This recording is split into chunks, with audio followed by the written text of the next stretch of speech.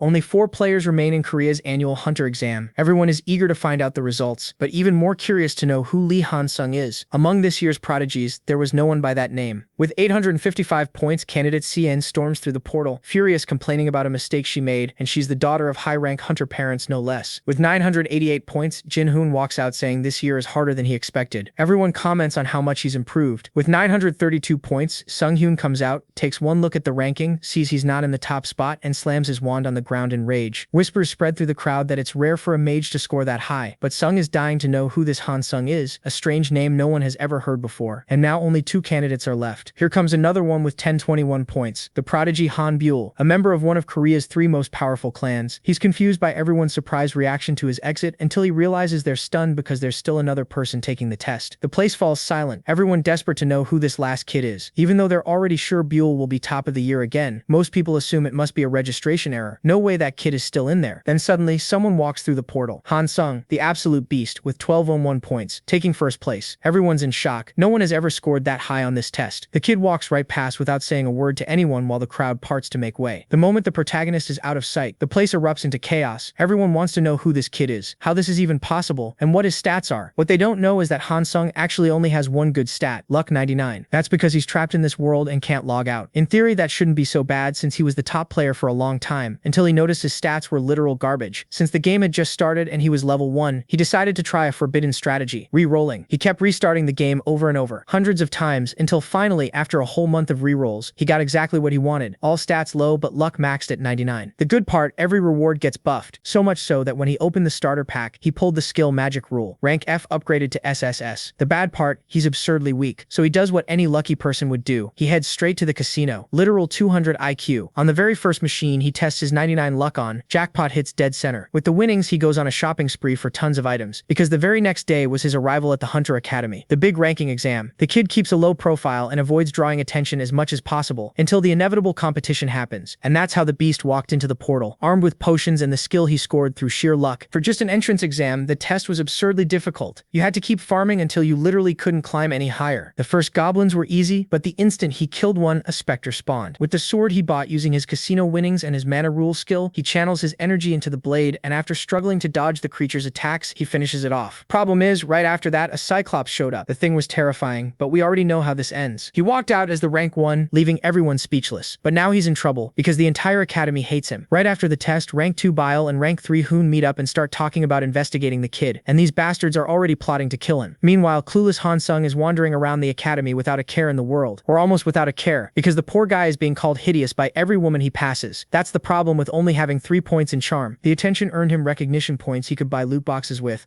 but he prioritized improving his strength first. Besides calling him ugly, his classmates call him crazy for shaking his head like that. The teacher walks in breast first, and introduces herself as Mage Lee. MC remembers she excels in fire magic. Shut up, bro, and let us see more of her. The class starts and magic is like quantum physics to Jin, but Han explains how it's simple as putting a puzzle, and of course it's simple to him, because he comes from the family of wizards, and MC uses his info view skill to check Jin's stats, and is amazed at how strong he is. He spots another student, Yen Charles, and remembers how no one cared about her in-game until they found out that raising her relationship level rewards treasure-grade items. It's break time, and my G's eyes are glued on Yen Charles. She goes to buy a snack, but her smartwatch is out of battery, so she can't pay. And who even uses coins in the Big 26? Hop, our loser, swoops in to pay, asking her to pick a drink. But Yen Charles is in disbelief that he approached her. She says how he's infamous in the school, and refuses to get a drink from him, but accidentally clicks the drink button. But Lee doesn't mind, and gives her drink. This gesture makes her blush, and Lee leaves waving her goodbye. He wonders if his first impression was fine, and figures how he can win her over slowly. Back to class. MC's practicing simple magic, but is having a tough time because his magic stat is also low. If he does this motion a literal billion times, he will be able to unlock both magic and strength, exclusive skills. But he's already sweating after a couple of minutes of doing it. The teacher calls his name, saying how he's not focused on the class, and asks him to solve the problem on the blackboard. He walks forward and looks at the problem, does the math in his head, starts writing, leaving the teacher and students stunned that a loser like him solved it. She tells him to go back to his seat while other classmates wonder how he's good both with magic and sword. This little fiasco got him more recognition points. The class ends, and we see Bro pumping weights in the gym, hoping not to come across Jin-hoon. Magic students hate physical exercise, which means I'm a magic student. Then, he recognizes these two, Gil and Julia Martin, and her father is an owner of a private military. She spots the MC, and this makes Gil instantly jealous, which of course makes Julia want to recruit Lee immediately. These words send shivers down his spine, but she tells Gil how she's just teasing him, because Lee isn't a good magician after all. Lee remembers how Gil later led a group called Black Rose, consisting of the strongest magical heroes. He keeps pumping the weights, and thanks to his acceleration potion is able to get his stats up quickly. Hold up, this means he's not natty? Knowing the upcoming tests will be difficult, he must level up his physical strength as much as possible.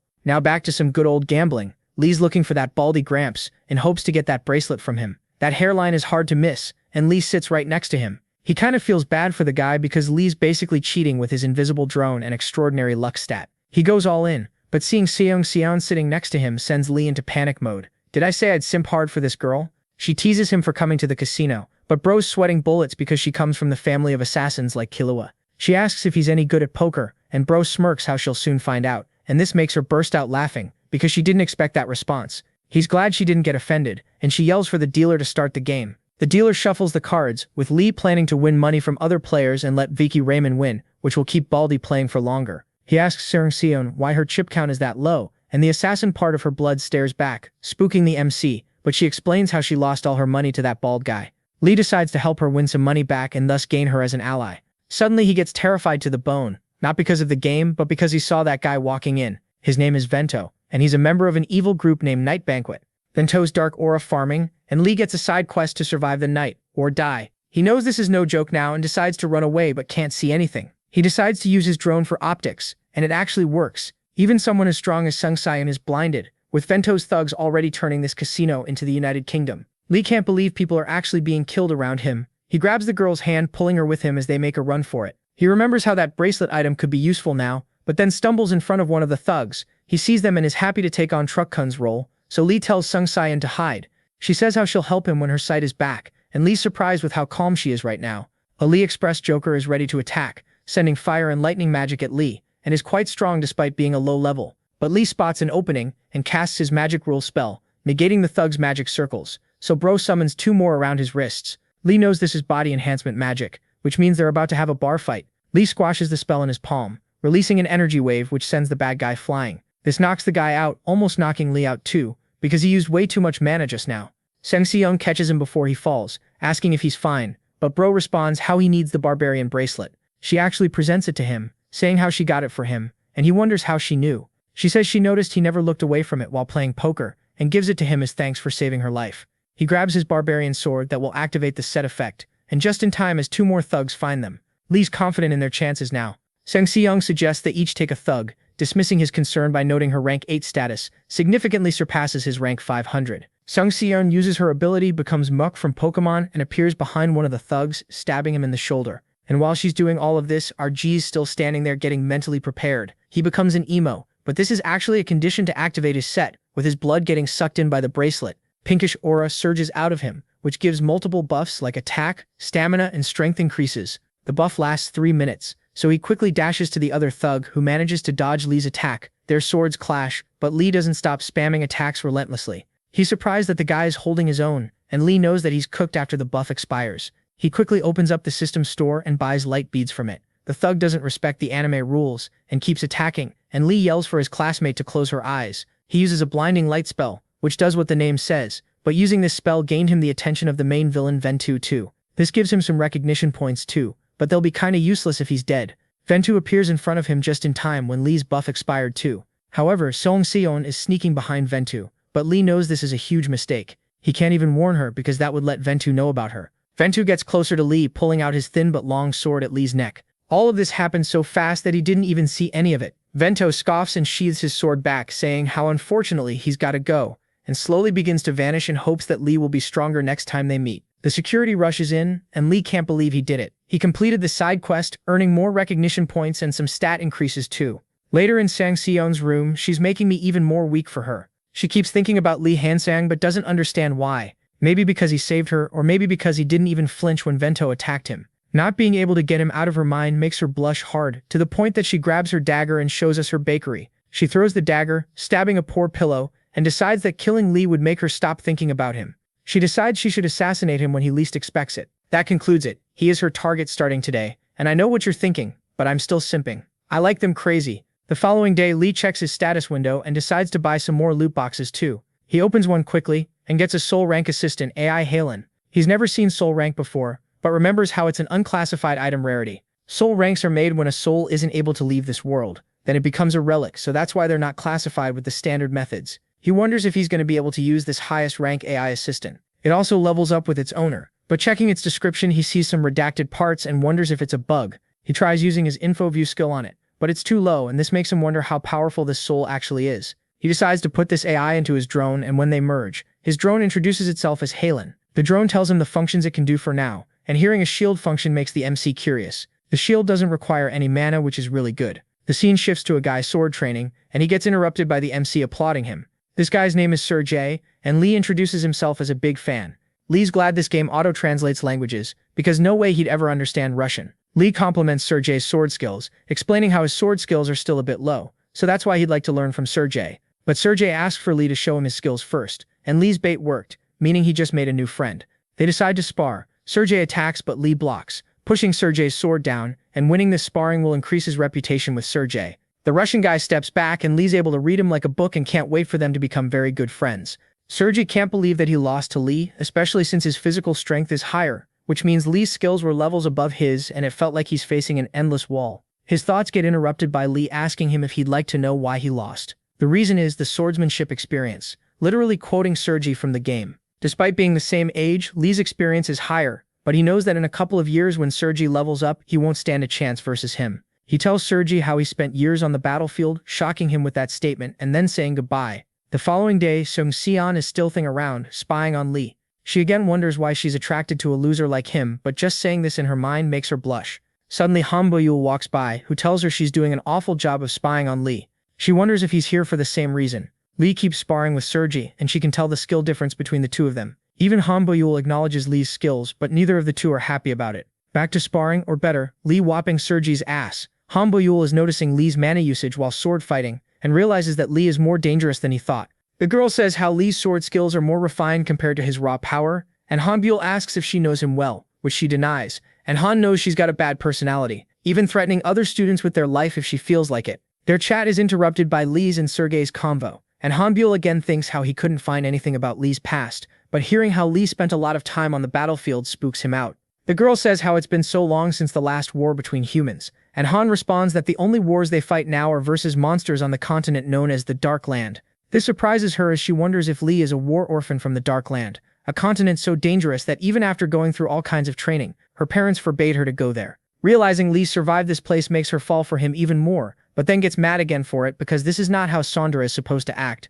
Later that day, Lee checks his system and sees he gained 1,400 points because he's becoming more popular. His drone flies over saying the footage he's been recording since he got here is ready, so MC sits back trying to upload it on our YouTube, but of course he can't connect to our internet from a video game, but decides to upload the video on this world's version of YouTube, which would at least farm him some easy recognition points. The scene shifts to a portal in the suburbs of Gangwon-do, monster habitat, where they will take their next practical exam. This time they have to fight monsters in a public space, so everyone can see the skills of other classmates. The test starts with the elite students dispatching the trolls easily and eyeballing our guy from all sides. A loud screech echoes with a huge ass ogre appearing behind the trees. Did I say an ogre? I take that back. An army of them.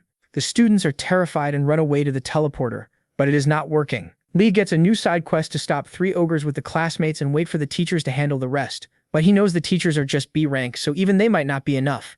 Jin Hoon decides to join the fight, with Han Buell saying how he'll escape if it gets too dangerous. Lee doesn't want anyone to die here, so he joins the fight. Song Seon says how she's an assassin, so she's no good with big monsters, but she'll join too. Lee sends his drones to scout and Jin Hoon rushes in, followed by Lee and Seon. Jin jumps and slams the ogre in the back of the head, then Han Buell staggers it with magic and the ogre falls down. Seon uses this chance to slice its ankle with Jin Seon, using his magic to summon ice spikes, slamming them into the ogre and dealing the final blow. The ogre refuses to die though, but a huge fire pillar hits its neck, finally killing the monster. They look back and see that MC's the one who cast that spell, and Lee realizes he might have overdone it, with Han Buell and Jin Seon growing even more weary of him. He tells them how they gotta keep fighting, and after they leave, he opens the shop to buy an item to help him with this fight. He gets a skill cube and activates it immediately. The scene shifts to a top 10 guild in Korea, and they get an urgent request from the academy. The leader of this group, Han Sang-gyun, sends a rescue team to help the students and hopes they can hold on for 7 minutes until the rescue team arrives. He sees the 4 students who already made a move, but a woman walking in corrects him, saying it's 5 students. She's Song Ayun, chief of the Special Attack Force, and also the older sister of Son Xian. Ayun, Xian, props to parents for original names. She doesn't understand why her sister joined the fight. Xian prefers duels, plus she has no righteous conscience to save others. Han Sang-gyun tries calming her down, but she just shoos him off. They are amazed at the skills of some students, but there's one student they've never heard of before. Plus he can use quad casting as a freshman, and both of the agents find him outstanding. This makes the guy optimistic that they'll be able to hold on. They see Lee's about to use a skill cube, which should be impossible for someone of his level. But after he does it and leaves them speechless with the skill he got, she comments how they gotta recruit him ASAP. Han Sang-gyun doesn't think he'll accept, having such an amazing skill. Back to the battlefield, Lee takes out his sword and slices another ogre's neck, and is glad he got a power and speed increase from the skill cube. A bit later, another ogre falls down, and with this, one side quest is complete. Lee immediately opened the potion loot box from the quest and lucky as ever got 2 excellent consumables. One power-up boosts his charm stat, making him weep with joy at the thought of not constantly being called hideous. The drone lets him know that the video of him sparring with Sergei is popping off, and all these things make Rob optimistic for his future in this world. The scene shifts to the dark land where even the sun doesn't shine anymore, and monsters are so strong that humans need to sell their souls to gain power to beat them. A teacher is giving a lecture about this place, and one of the students asks to whom they sell their souls. She explains that they do it to God-class beings, a being heroes can sign contracts with too. But the teacher explains how signing a contract and selling a soul is completely different. As heroes' ranks improve, they can have contact with God-class beings, but even with such a contract you can't survive the Dark Land. They watch a video of a guy fighting the demons and getting slain, with the teacher explaining how they have to be mentally prepared if they ever go to that place. Lee isn't fazed by this grim reality, since he spent years in that place while playing the game, and thinks how if other students want to become heroes they'll have to be able to deal with this. Seeing a girl looking at him makes bro look away awkwardly, trying to avoid eye contact. Later in the cafeteria, Lee rests, thinking about all the stuff he's got to do. He sees Yen Charles and invites her to sit with him, and she does, but still feels awkward around him. He offers her hot chocolate, which makes her face shine, and they talk about the dungeon he'd like her to do. How I wish my name was Dungeon. He says how they're not doing an ordinary dungeon, but actually a hidden dungeon, which completely shocks her. He explains how both of them will benefit from this dungeon, because there are skill cubes in that dungeon and they can split the loot. She asks if it's realistic to expect them to clear the dungeon, but like a jealous ex, Sion appears saying she's coming with. Lee asks why she's here, and she nonchalantly says how she came to the cafeteria to rest. Why else? Lee finds this hard to believe, but doesn't want to get killed by her if he pisses her off and politely asks her to leave, since he's busy talking to Charles now. She whispers that she should kill him, but then waves it off saying how she's out of here. Lee and Charles continue their convo with her. What happens if both of them want the same skill cube? He says they'll compromise if it comes to that, and one more question she has is if the dungeon is easy enough for him to do it solo if needed. He says how it's an easy dungeon for solo clearing, but it would take forever to do so. Seon tries to push herself in one more time, and Lee's not too sure about this but thinks having her as an ally is a good thing. Plus he only needs one certain cube from the dungeon. He agrees and hands them a contract, which is a secret oath contract, basically like an NDA. We now see Hanbul as he remembers Lee's stoicism during the Darkland lecture, and wonders if Lee really is an orphan from that land. If that's true, he could be a child of Darkland monsters too, which is like a ticking bomb. If he ever steps foot in the Darkland or an evil spirit from it comes to the mainland, it could all go to hell. He's afraid Lee could reawaken the forgotten memories of Jin-hoon, and decides to stop Lee before that happens. Back to the magic NDA, which you can't break even if you want to, because if you try to do so, it will wipe your memory. With this, Lee will tell these two girls a bit more about his power, but not everything, of course. He tells Charles about her unique ability, and when Seon asks about her special power, Lee checks her status window and sees a skill called fast thinking. She's ecstatic to hear about it, while Charles is just deep in thought. She asks what they need to do now, and Lee tells them he needs their help in stopping the end of the world. Well, he imagines himself telling them this, but in reality asks them to join his management company. And Charles asks if his company supports hero activity, which he confirms. The girls considered his offer for a moment, and Lee believes even refusal is okay, provided they keep strengthening their friendship. Just then Seon says she'll join, with Charles hesitantly agreeing too. Lee says how it's like helping a friend, and being friend-zoned was not on Seon's list today. They start strategizing their dungeon raid, and later that day Lee heads to train with Sergei. Lee's happy Sergei's not mad after getting his ass whopped the last time. And just before they start their sparring, Lee's drones get knocked down, with a new baddie called Nadia joining them now. Lee remembers her from the game too, and knows she's a daughter of a big shot. Lee summons another drone and gets it close into her face, which annoys her as she tries pushing it away. The drone dodges and whizzes around her, which is making her even more mad. He approaches her and aura farms with his height, even calling her noisy and telling her to shut it. Robert just dominated her like that, and even she can't believe that happened. But Lee remembers that in-game, despite being a bad personality character, she was easily dominated by her superiors in skill, and is a masochist on top of that. She's either holding back tears or squirting all over the place. Lee then touches her forehead, getting in her face and asking how dare she touch his drones. The girl is legit burning right now as she slaps his hand off, but he just puts it back, making her feel all kinds of tingly in her tummy. She tries hitting him with her stick, but he preemptively blocks it, even calling her a dum-dum for trying to hit him just now. This is making her wet all over the face, and somewhere else probably, and without giving her a chance to gather her thoughts, he asks about her father, even shocking Sergei at this point. Before she gets the chance to respond, he gets even closer to her face and whispers something in her ear about the Dark Land. This changes her expression to a blank one, while Lee casually looks back at Sergei and says how he's gotta go now. Nadia falls on her knees as we see a shadowy figure up top spying on this whole thing. The shady figure leaves but is chased by Sion in her Muka form, and she appears in front of him asking why he's spying on Lee. It's Hanbul, and he says how he wants to find out if Lee is the child of the Dark Land, and Sion asks what if he is. Biel feels her murderous aura as she's ready to pull out her knife, but he responds back with an ominous aura of his own, telling her it's none of her business, which actually makes her back off and leave. That night, in Lee's room, he worries about Nadia's dad making a move on him if Nadia tells him about today. He tells Halen to play his old vlog from the real world, where he talks about his sister, and watching this makes him feel nostalgic and sad. He slaps the senses back into himself, and goes for a stroll. He goes to a cafe, orders an Americano with 5 shots, and continues his stroll. He takes a sip, and of course it's bitter, just like his life now too. Someone approaches from behind, startling him a bit, but he's glad when he sees it's Henna. He asks her to not creep up on him in her shadow form, but she just ignores him completely, so he offers her a sip of his coffee. Then she goes for a sip and almost pukes how disgusting it is, and he tells it's an Americano with 5 shots. He teases her about how she can't finish a cup of coffee, and the reverse psychology works like a charm on her, as she yells back how she didn't drink all of it because it's Lee's coffee. He tells her to drink it all then, and she starts chugging it, keeping the puke in but uttering how it's delicious. He takes the cup back, goes for a sip and asks what she's doing here. This makes her blush, but she says how she wants to talk about her unawakened skill, and Lee reminds her how he'll tell her more about it when they go to the hidden dungeon. She then blushes again while asking him if he'd like to do some assassination quests with her, and bro can't believe she's just asked him this. She teases him saying how they can try hard ones if he doesn't like the easy ones, but just killing monsters makes him shudder, let alone humans. She then remembers the murderous aura in Baiwul's eyes, and decides to stop him from killing Lee. Not because she wants him alive, but because she wants to be the one that kills him. Ah, so romantic. She asks him again, but he straight up refuses, saying he's too busy, and she responds back how this is how she wants to repay him for helping her unlock her unawakened skill. Bro tries to figure out what the hell is she on about, but then seeing her blushing face he figures she's asking him to do something she likes together with her. This is basically like she's asking him out on a date. He musters up the courage and agrees, which makes her really happy, creeping him out even more. She keeps yapping about the assassinations as they hang out deep in the night. The following day, they learn about dungeons in their class, and he remembers how he used to clear them easily while live streaming. The teacher gives them an assignment, and while other students struggle with solving it, Lee's done in an instant. Charles, Hyan, and even Sion try to cheat by copying his work, but he decides to teach them all instead. Other students seeing this also get interested, which raises Lee's recognition points more. He draws a magic circle while explaining how it works, and once he's done, a bird made of mana spawns from it.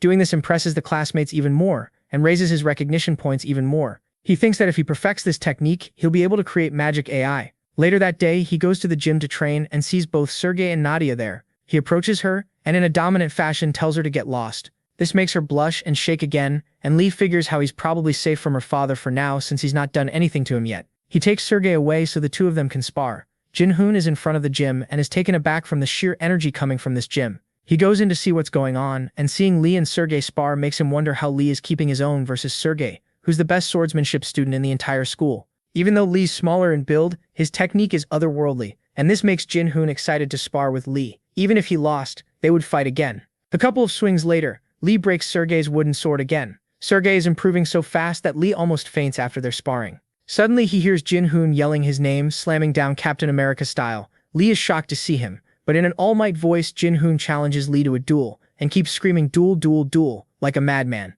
Lee knows that a single punch from Jinhoon would literally kill him, so he runs away like a little bitch claiming he's tired. That night, Lee and his little harem are in the library, where the entrance to the hidden dungeon is. Lee clicks a book which causes a dungeon entrance portal to open in front of them. Sion tries to go in but Lee stops her, and uses his buff spell on her to awaken her fast-thinking skill. He does it to Charles as well, and both of them almost go Super Saiyan Blue.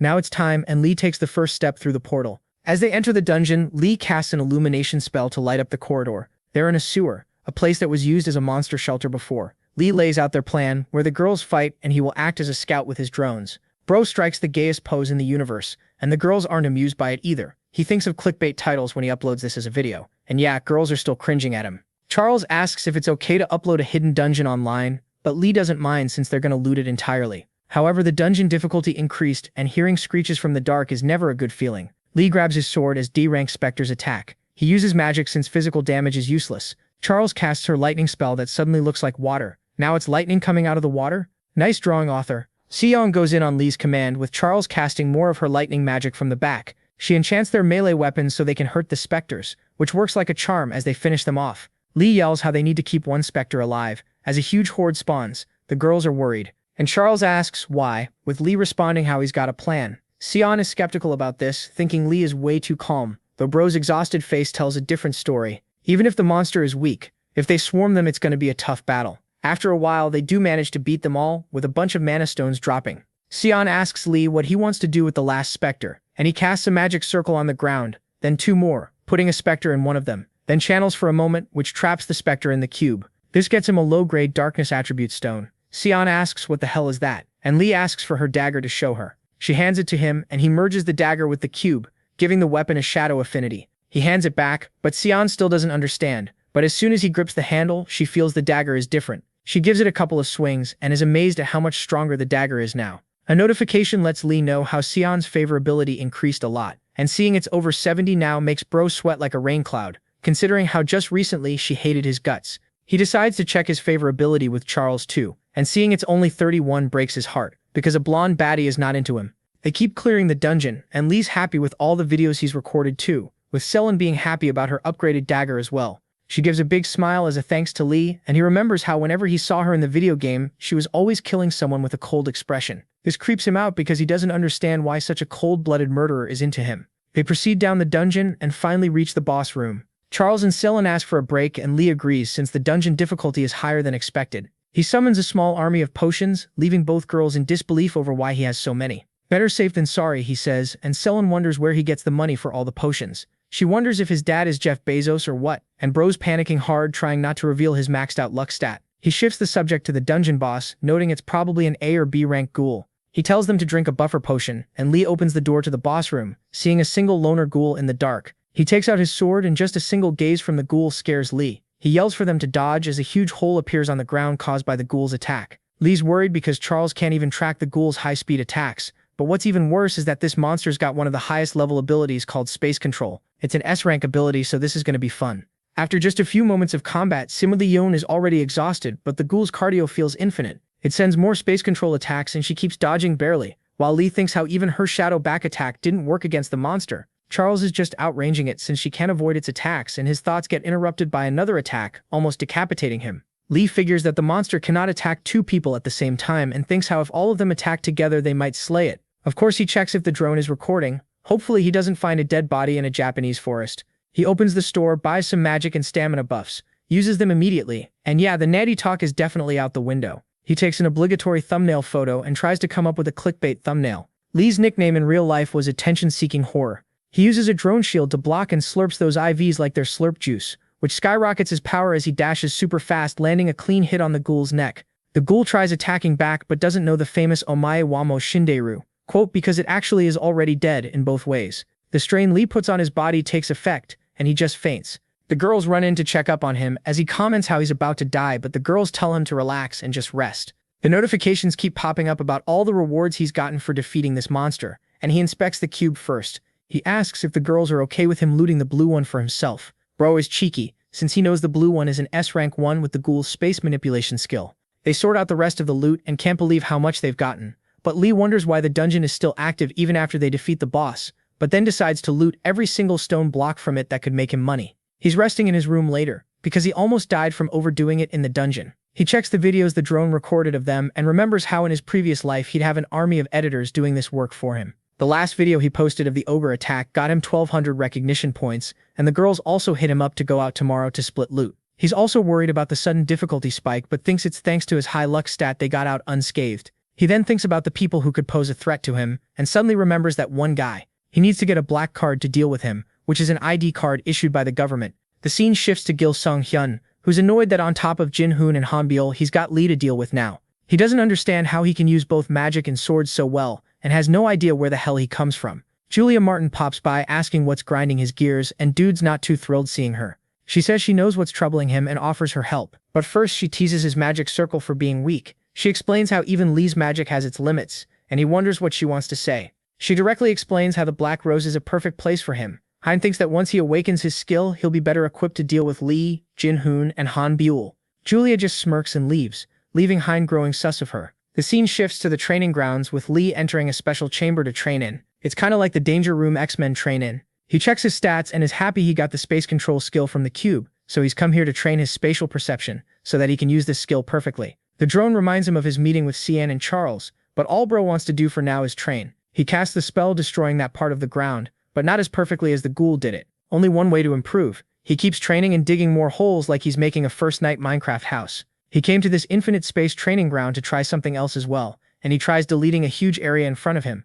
but the parts that get deleted are what he's interested in. This would cause the game to bug out, but it should work now as he takes an empty potion bottle and decides to exploit this loophole. He traps the destroyed space in the bottle, which gives him a rare item called a potion bottle with space. He's excited about this because this has never been done in this world before. He knows the value of this item has great potential, because when he breaks this potion, the space in it returns to its original size, but there's a twist. If he infuses fire into it, it becomes a huge bomb, or a healing spell, a huge area of effect heal. This motivates him to go back to looting that dungeon. But after a day worth of doing that, he's already whining about it being repetitive and boring. Oh my god, here she comes stealing my heart again. Sion greets Lee, all lovey-dovey, asking when they are going on their assassination mission. How can you be repulsed by this baddie? He tells her how she needs to train more before the buff he cast on her expires, and she obediently agrees, asking if they are going to train in the downtown tomorrow. She explains how there's a lot of people there, and Lee immediately figures it out, because she has a lot of assassination requests, so that's why she wants to go to a place with lots of people. He says how she should train in the training center,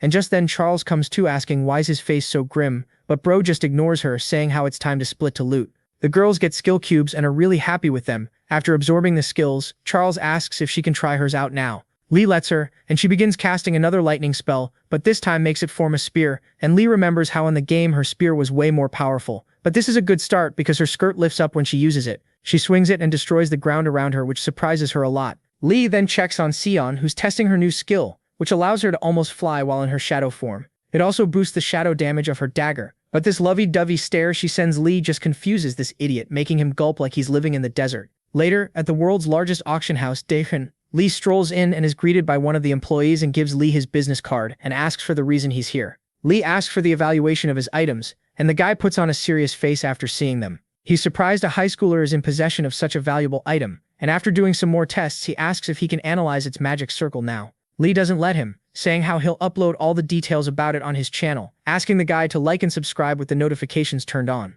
You gotta do that right now as well. The guy says how Lee's items will be the highlight of today's auction, and a bit later we already see people talking about a special item that's gonna be auctioned today. Executive Director of J1 Group, Gil Yihyun, says that no matter the price, they need to get their hands on that item. She discusses more important business with her employee, but gets interrupted by Lee snoring in the background. This pisses her off immediately. And as she stands up and leaves, Lee wakes up, with her giving him a death gaze, but seeing that Boba Bounce would always put a smile on any guy's face. A bit later the auction starts, and the first 3 items being showcased are Lee's dark attribute kits. The starting price is 100 million won, and people start bidding. But Gil Yihyun doubles the highest bid, with people continuing to follow, so she outbids them by 50 million, and in just a few moments the price is already at 400 million. Lee immediately recognizes that she's Gil Song-hyun's sister, and knows that improving his friendship with her will benefit him greatly later in the game. She tells her employee how they'll go up to 1.5 billion, and this is what Lee was waiting to hear, because he was spying on them with his drone the entire auction. He's relieved he's going to get a lot of money for this item. After his item is sold, it's time for the next item, and Lee knows nothing can beat the value of his one, because he sold his 3 kits for 5.4 billion total. The auctioneer reveals the next item, and it's the sturdy egg of unknown, and hearing it couldn't even be appraised gets Lee's attention. He uses his view information ability to learn more about the item, and suddenly freezes. His eyes go crazy, and his body starts shaking after he learns that this is an SS rank item, the egg of the young Dragonian. He must buy this item at all costs. Dragons are impossible to tame, but Dragonins being a level beneath them actually are. The starting price is 100 million won, and it shoots up to 200 million, making Lee surprised people are bidding this high. He doubles the bid to 500 million and hopes no one else bids on it, and even though he buys it for 500 million, he got Gil Yihyun's attention. He's glad no one outbid him because his money's tight and he knows if people knew what this item is, he couldn't outbid them then. Usually when the dragon hatches, the first person he sees he takes as his parents. He gets up and walks towards Gil Yi-hyun to talk to her, but a guard blocks his way with the woman asking Lee what he wants. Lee doesn't understand why she's looking at him so angrily, and he knows that due to his low charm level, she's not really going to be in love with him. He says how he's the one who made the attribute kit she bought, and she asks for confirmation, so Lee gives her his info card, saying how she's free to believe whatever she wants. She decides to risk it and trust him, pushes the guard away and steps closer to take Lee's card. He says how he can't wait to hand her the attribute kit, turns around and walks away. After he leaves, she thinks how she didn't realize it at first, but this guy is unbelievably ugly. Back in his room, Lee is fondling his egg, even giving it his blood. The egg absorbs his blood while he gives it more, so the drone warns him how he needs to slow down or he'll faint. Lee then gives the egg a bit of his mana, as he anxiously wants for it to hatch ASAP. The drone gets in his face telling him to stop or he'll hurt himself, and this time Lee listens. Even though he played the game a lot, he doesn't know much about the dragon and eggs, but remembers a video talking about it that he's watched once, so he plays it again.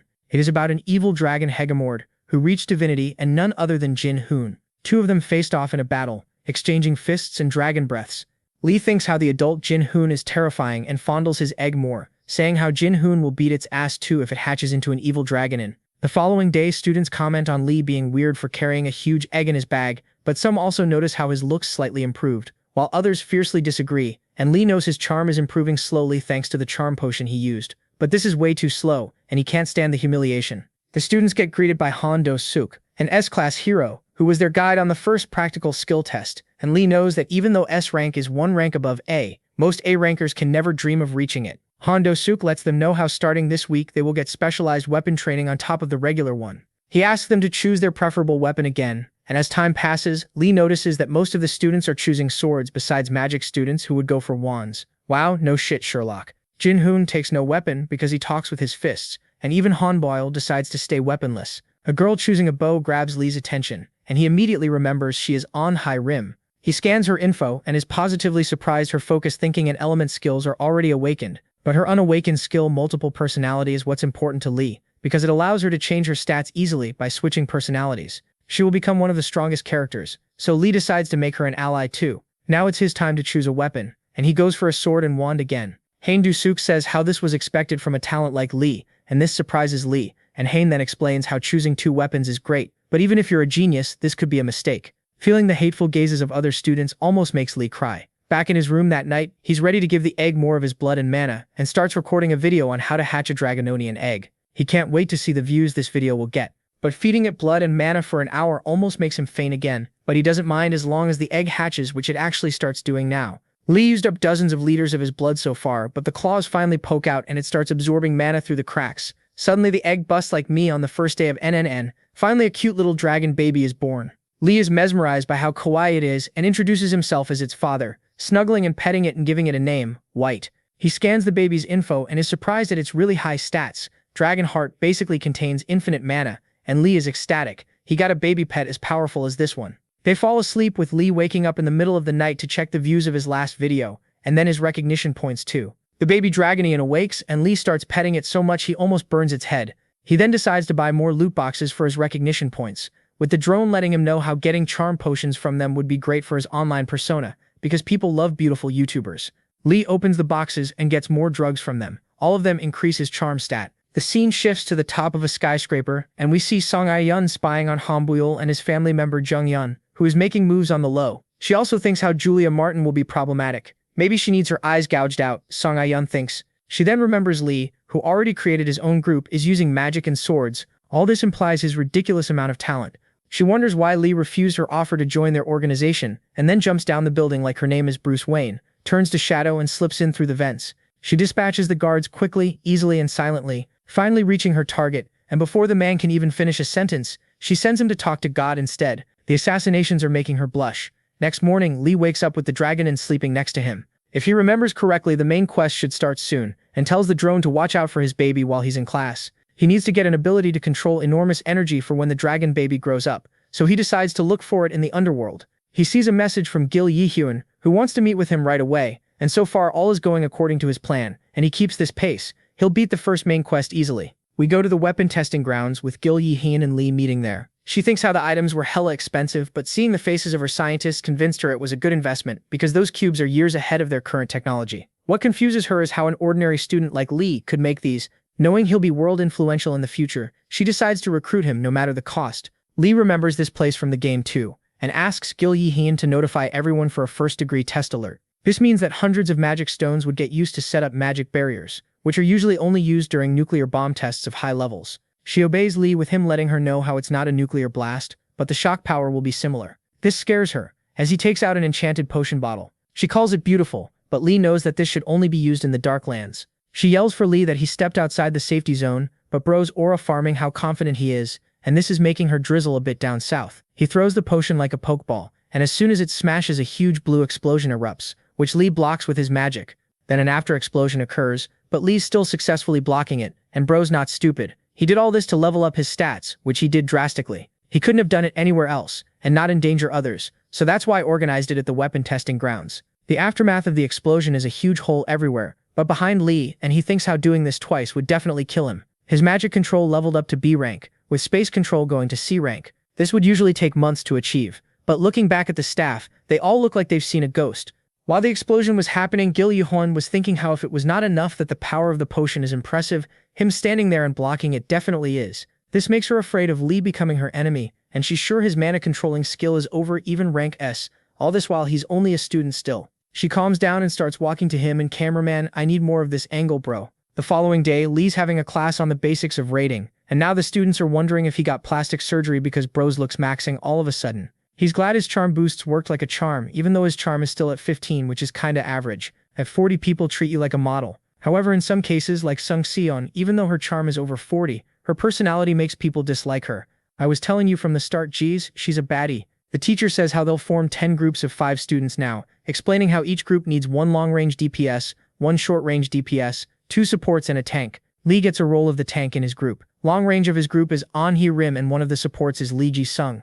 More people named Lee. Nice. Seon is their short-range DPS, and the last support is Julia Martin. They have an hour to come up with a strategy, and then the practical phase starts. Lee's not happy with all the members of his group, mainly with Julia Martin. He explains the role of the tank, which you all know, so I won't bother you with his yappuccino about it. Julia comments how Lee being a 500th rank will be problematic for them, but Seon stabs her, figuratively, saying how a mere 30th rank is talking. This pisses Julia off, but Seon continues. Lee can't believe their behavior, but they are 17 after all. Pause, I take back everything I've said about Seon. They continue bickering, but Julia then says how it's praiseworthy reaching 500th rank without any background, and this shuts up Seon, which Julia absolutely loves, since she's implying Seon's rank is high thanks to her family. Seon's face stays stoic as she reaches for her knife, which changes Julia's smile to a scared expression after seeing the murderous aura surging from Seon. Lee barges in to stop Si-hyun from unaliving Julia, saying how they have to prepare for the practical phase. This calms Si-hyun down a bit, and after he touches her shoulder, which makes her blush, she decides to let it go for now. Hearing for no doesn't ease Julia's mind, and Lee can't believe they almost got expelled. The first raid group of students is ready, and Han Ba-yul is its tank, and faces a huge ogre, and Lee knows, after what they've gone through a couple of weeks back, this is going to be easy peasy for Han Ba-yul. The ogre goes for a punch, but Han stops it with telekinesis, making the ogre miss. He then steps to its side, and Lee's surprised how well Han's holding aggro from this monster. After a bit, the monster falls dead with Han's group clearing the raid in little under 9 minutes. Students are amazed that Han used telekinesis with one hand and magic with the other, but now it's time for Group 2, whose tank is Jin-hoon. They clear the raid in 10 minutes and 4 seconds. Next up is Group 4, having Gil Seong-hyun as their long-range DPS, with the girls going crazy for him. He dodges some attacks, steps back, and activates his double fire circle magic, and Lee's surprised that he already unlocked his magic replication skill. He can now level it up, which will allow him to spawn even more magic circles, and Lee's sad he couldn't make Gil Seong-hyun his ally, because that means he's going to be a formidable opponent down the line. He wonders if he should kill Gil Seong-hyun before he reaches his full potential. Now it's time for Lee's group, and they decide to just ignore Julia Martin during the raid. After his experience at the weapon testing grounds, he alone can handle a single ogre, but since others gotta learn too, he turns around saying they should do it in less than 7 minutes. The girls can't believe how high his expectations are, but Bro just runs in, reaching the ogre quickly, blocks the ogre's punch, and makes the monster enraged. This means he's getting its aggro. But the next attack was quick, and Lee barely blocks it, also wondering how Jin-hoon managed to beat this ogre with just his fists. He sees a perfect spot to use his space control skill, aims at the ogre's shoulder, and almost misses completely because the ogre dodged. He's surprised the monster did that, but he knows he's dealt enough damage to it, and now the arrows start flying in at the damaged spot. Seong-yeon uses her shadow step to attack from the back, slamming her dagger deep into the wound. The ogre recovers, but Lee's already aiming at the other shoulder, and the ogre tries to dodge but in the wrong direction, putting his neck in the target area, and Lee's scared that this might kill the ogre too quickly. Rim readies her bow and lets the arrow loose with Julia Martin casting Fire Magic Circle. Singyeon wastes no time too, and with all of their attacks combined, the ogre still stands for like a second longer, and then slams down on the ground like a tired Snorlax. They've managed to kill the ogre in 3 minutes and 43 seconds, completely shocking all the students watching this, and Lee's worried that finishing this fast will increase the game's difficulty even more. No point in crying about it since he can record a video, and calls his drone closer, striking a pose perfect for the thumbnail, but secretly crying inside. The practical exam is done, and Lee is pleased. Yesterday's deal, 3% of item sales for 3 years, will provide a good passive income. He knows that Gil Yehoon didn't just accept this deal because she wanted the items, but she's way more cunning than that. She wants to keep Lee close too, which he doesn't mind too, since that's going to allow him to get close to her brother Gil Song-hoon. He hopes to save the guy before he becomes evil later in life. Plus, coaxing Julia Martin would also be smart since he could ally himself with her family's company that way too. He's also gotten an honorary top research position in Gil Yehoon's organization Jaehoon Group. He then spots Seyeon all shining over there, and he's not used to seeing her like that, remembering her from the game. A huge explosion outside grabs everyone's attention, and as they run out they see a building getting attacked, which means that the main quest is starting. The academy is being attacked by 200 terrorists and almost 900 monsters. Lee knows the main quest is hard, but he should be well prepared. He calls for Jin-hoon and Han Blul, asking for their help in saving the civilians. Jin nods, but Han is skeptical. Lee also asks the help from Sergei, Seyeon, and Charles, and lastly from Gil Song-hoon and Julia Martin too. Both refuse, saying they'll move solo, and Lee yells for everyone to listen.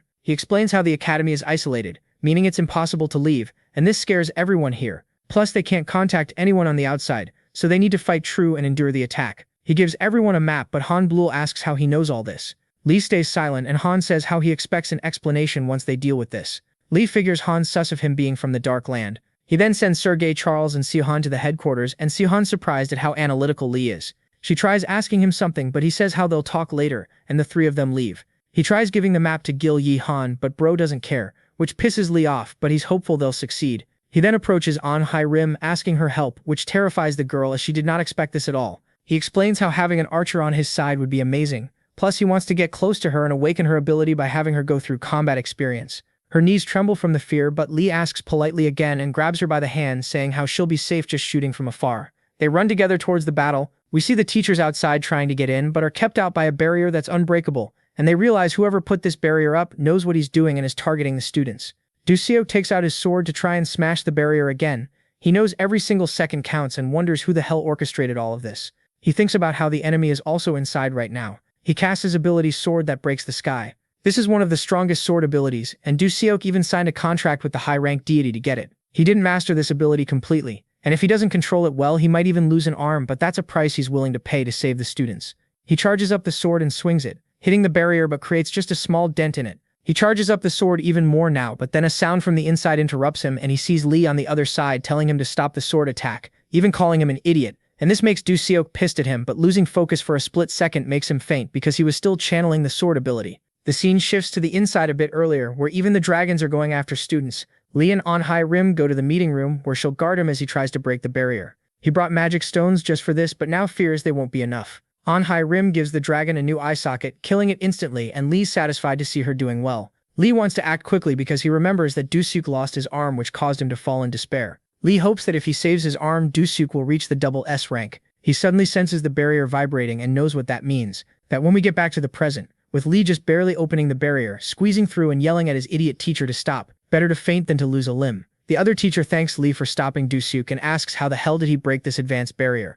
Lee acts like a total idiot to hide his skills, saying how he's had a part-time job breaking barriers and then runs off. He gets back in and sees Rim is getting tired, and Lee thinks of a way to make her other personality come out. They run towards the fires as he checks up on the stats of the main quest so far. He's happy with how it's going so far, and two of them run towards the Academy's engineering research lab because there's a treasure-grade item well hidden there. There's actually human bad guys there who have already killed all the security guards and are making their way towards the same item Lee's after right now. The heart of the ancient giant, and if this is well hidden, then I'm the Pope. The leader of this group is a guy named Jonathan, an A-class mercenary of the Twilight Wolf. The thugs start hacking the system to lower the defenses around the heart, and Jonathan orders the rest to find the head of the research center because they need him to activate the item too. But they don't need his legs, wink wink. A guard charges in to stop them, but gets dealt with faster than me in bed. The thug sees Lee's potion bomb, which blows up in his face like his name is Hiroshima. The MC's actually here sneaking around and unaliving them with bombs, with Rim trembling in fear behind him. Seeing the dead bodies almost makes her puke,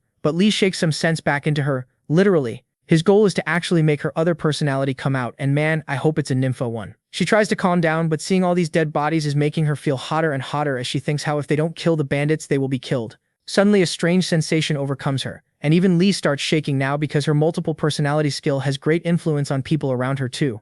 This means her skill is almost activated. They stumble upon two B-rank bandits, and Lee immediately charges forward, clashing swords with one, and even though these guys are tough, Lee is excited to test his skills, but suddenly An-Hai-Rim's silhouette dashes with the speed of light, and with a crazed facial expression she goes into melee combat too. Her relentless attacks make the bandit step back, but he manages to almost cut her with a counterattack, making her hair fall down, and this crazy face is making me want to smash. Lee also can't believe what he's seeing, and checks her info and sees her slaughterer personality has awoken. He's happy to finally see this, especially seeing the thugs terrified of her too. She just turned into a perfect predator, and is just toying with her prey right now. She quickly slashes the guy from up top like this is what she does for breakfast. Just moments later, all of them are dead, and Lee can't believe she took down two B-rankers so fast. As he walks by, he wonders if she's back to her old self, but seeing the heart of the ancient giant makes him forget all about it. He was lucky the bandits already took down the defenses. After looting it, he calls for An-Hai-Rim to leave with him, but she doesn't respond because she's still in pure instinct fighting mode. So Lee tells her that she should come with him to kill some people, and this immediately gets her attention. But Bro's scared for his own safety, so he starts petting her to get on her good side. She smiles, which terrifies him even more. As he turns and walks away, she pulls him back, this time with more of a calm expression, and he thinks that it's good that her killer personality considers him a friend. They walk away together, but after coming out, they're greeted with a dozen more of the bandits. But Lee just nods to An-Hai-Rim, letting her know that she can freely go on a killing spree. The crazed smile is back as she thinks, oh boy, here I go killing again. The scene shifts to Jin-Hoon and Han Byul, with Jin admiring Lee's map and Han being sus how perfect it is. Han thinks how if Lee ever turns bad, they'll be in big shit since this level of info he got on the map couldn't be obtained even by the best guilds. Jin-Hoon is just being a naive doofus, saying how it doesn't matter how he got it, it's great he did. We see Sion, Charles, and Sergei also admiring Lee's perfect map, and Sion wonders where did Lee go with An-Hai-Rim, and why did the two of them go alone. They meet up with Jin-Hoon and report the situation, but a huge tremor ends their good mood. Han Byul sees the teachers got in, as Du-Seok asks him for help, and Han, stoic as ever, asks what's going on. Du-Seok explains how the vibrations come from the Engineering Research Center, and Han immediately figures it's about the ancient giant heart. Du-Seok confirms this, and they immediately make their way there. After getting to the scene, hundreds of dead bodies of thugs everywhere decorate the ground. However, Lee and An-Hai-Rim are still fighting as these bandits keep spawning like minions in League of Legends. An-Hai-Rim is having the time of her life, toying with the bandits before sending them to God. Not even a surprise back attack hits her, as she dodges sideways easily. Lee helps her get back in the fight, and imagine seeing this falling down at you from the sky. Another one bites the dust. Just a simple stare from her startles the bandits, who run away like they left the stove on in the kitchen. Lee quickly kills them with his space control skill, and seeing the mayhem they're causing leaves even S-rank Du-Seok in disbelief. Now we learn that two main groups behind this operation were the existence of the Night and the Twilight Wolf. Their preparation was immaculate, but they were completely destroyed. The hooded guy can't believe it. It's like someone knew their plan to the letter, which should be impossible. The leader of the Twilight Wolf, S-rank Paul Holland, is hella confused. He wonders if Du-Seok figured it all out, but it's still literally impossible for anyone to have figured their plan out so well. Every single move they've made was preemptively stopped. However he puts it, Paul knows it makes no sense. They failed at both of their goals, getting the heart and killing the students. He notifies the surviving thugs how they're going for plan B now. He will blow up the dormitory since most of the students are sheltering there. Plus both Lee and Du-Seok are at the Engineering Research Center, which is hella far from the dormitory. Plus monsters and barriers are set up again to block them from reaching here in time, and he knows that plan B cannot be stopped because literally almost no one knows about it. Back to Lee, who's barely holding it after pushing himself so much, while An-Hai-Rim stands there like she just woke up. Lee then sees monsters spawning again and a new barrier around them, and immediately realizes that the enemy switched to plan B. Oh, how happy Paul Holland will be. Lee buys more loot boxes to get stamina recovery items and gets a high-level dragon sedative. Lee's confused as to why the system is saying that his luck is reacting to the current situation, and the drone flies in announcing that the dormitory has already been attacked. Two S-rankers reach the dormitory and are amazed at the huge defense zone, but that doesn't stop them from breaking it down. It's going to take a while to do so, and they are surprised that someone was able to break the previous one in an hour. Even if the info was leaked, it should have taken at least 4 hours to break it, and Holland says from the reports it was a student. The spider sense of the guy working on the barrier activates and he warns the leader about it, but just then the barrier cracks and quickly vanishes away.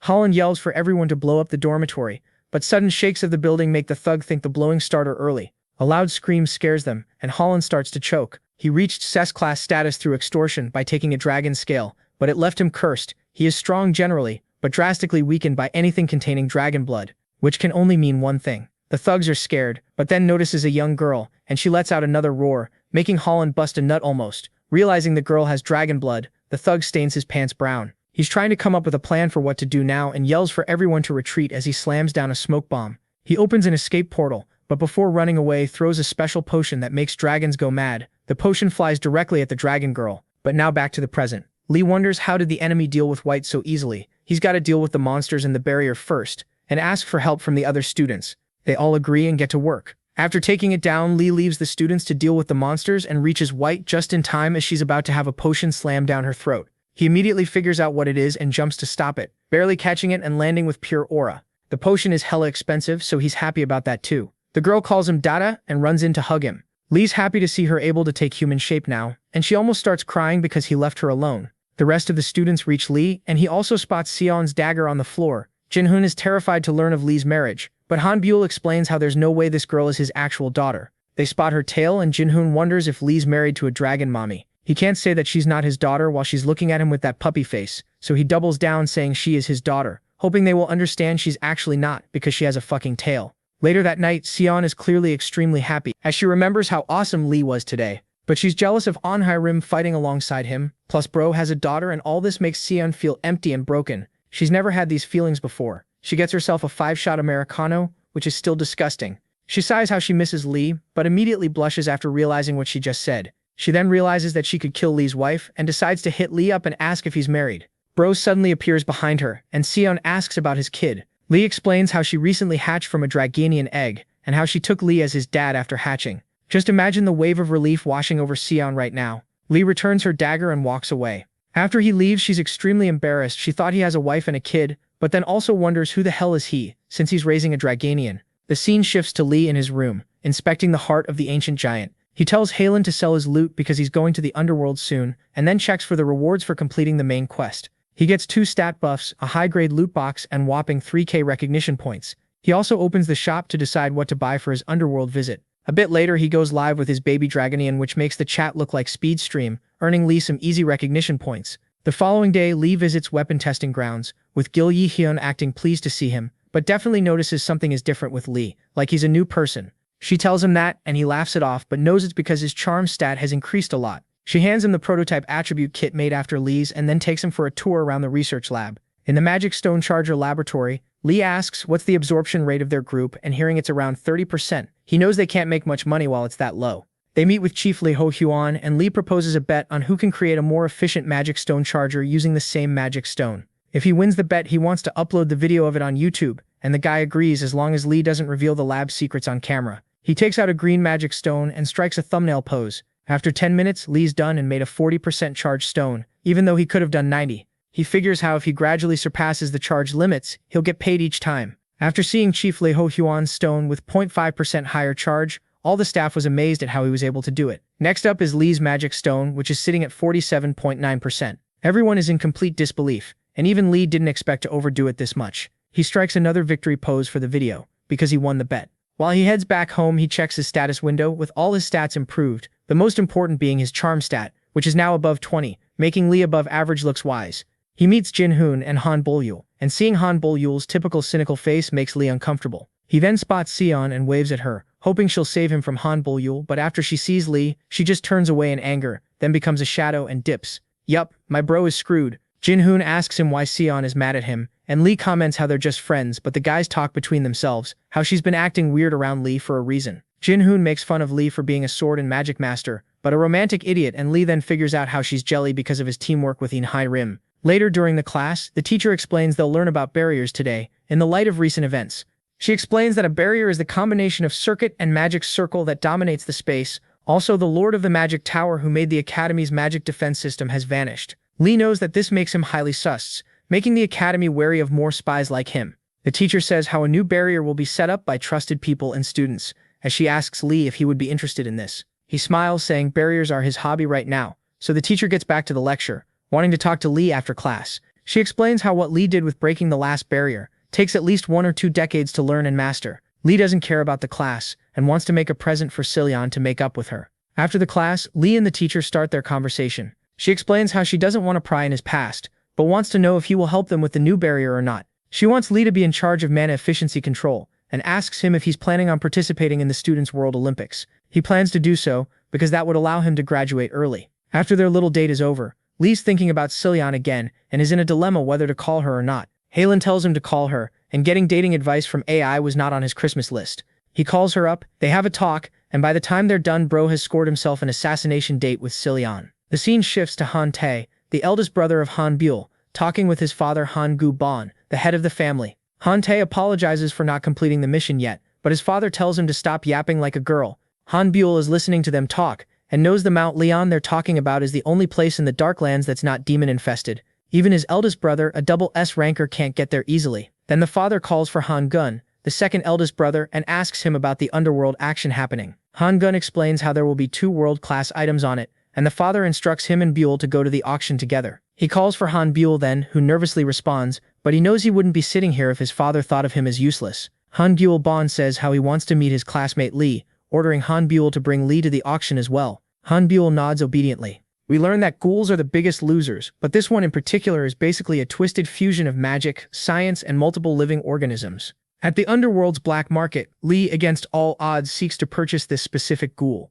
He's going to be happy with any slave monster that can fight though. He decides to use his scan ability to find a perfect match, and inspects this Saitama-looking ass, but then gets surprised after seeing a ghoul named Zhang Chil, who hasn't the faintest idea who the hell Lee is. Lee remembers that this ghoul becomes the king of the ghouls later in the game, and he recognizes him by his shiny bald head. Zhang Chil calls himself an outstanding ghoul, and even though he still hasn't awakened his special power, Lee's impressed because this guy can make ghouls. He asks for an empty ghoul, and Zhang Chil asks how many ghouls Lee want to buy, and after hearing Lee wants to buy one, the guy tells Lee to follow him. They reach a room with empty ghouls, and Lee cheats again with his scan info skill, and after deciding on the one he wants, he instructs Zhang Chil on how to make it. Zhang Chil says it's gonna cost 180 million won. Lee needs to come tomorrow to pick it up, and after checking his business card, Zhang Chil is surprised at Lee's accomplishments for his young age. The following day, Lee returns, and the ghoul's boss is surprised at how Lee was able to create a perfect ghoul. Lee says how he got lucky, but it's thanks to his game knowledge and scan skill. Lee then says how he wants to invest 35 billion won,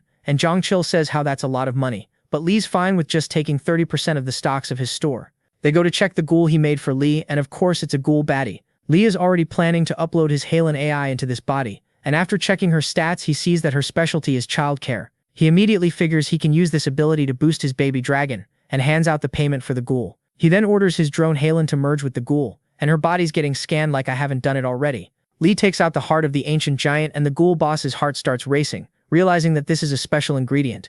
Lee pushes the heart into her chest, causing it to glow as she slowly opens her eyes and comes to life. Zhang Zhou cannot believe that Lee just fused a legendary rank material so quickly with the body of a ghoul, and he decides to stick close to Lee to learn as much as he can from him. Lee and Halen leave, and he tells her that 2 of them will act as parents towards White. They spot Han Buell then, and he wants to talk about the terrorist attack. Lee doesn't want to talk about it and tells Han Buell that he learned about it accidentally, just before it happened, but Han doesn't give up asking how he learned about it then. Lee says from his underworld connections, but Han Buell doesn't buy it since the biggest guilds heard nothing about it. Lee asks, how's he certain these guilds didn't lie to him, which leaves Han Buell speechless for a bit, and Lee walks past him with a smirk.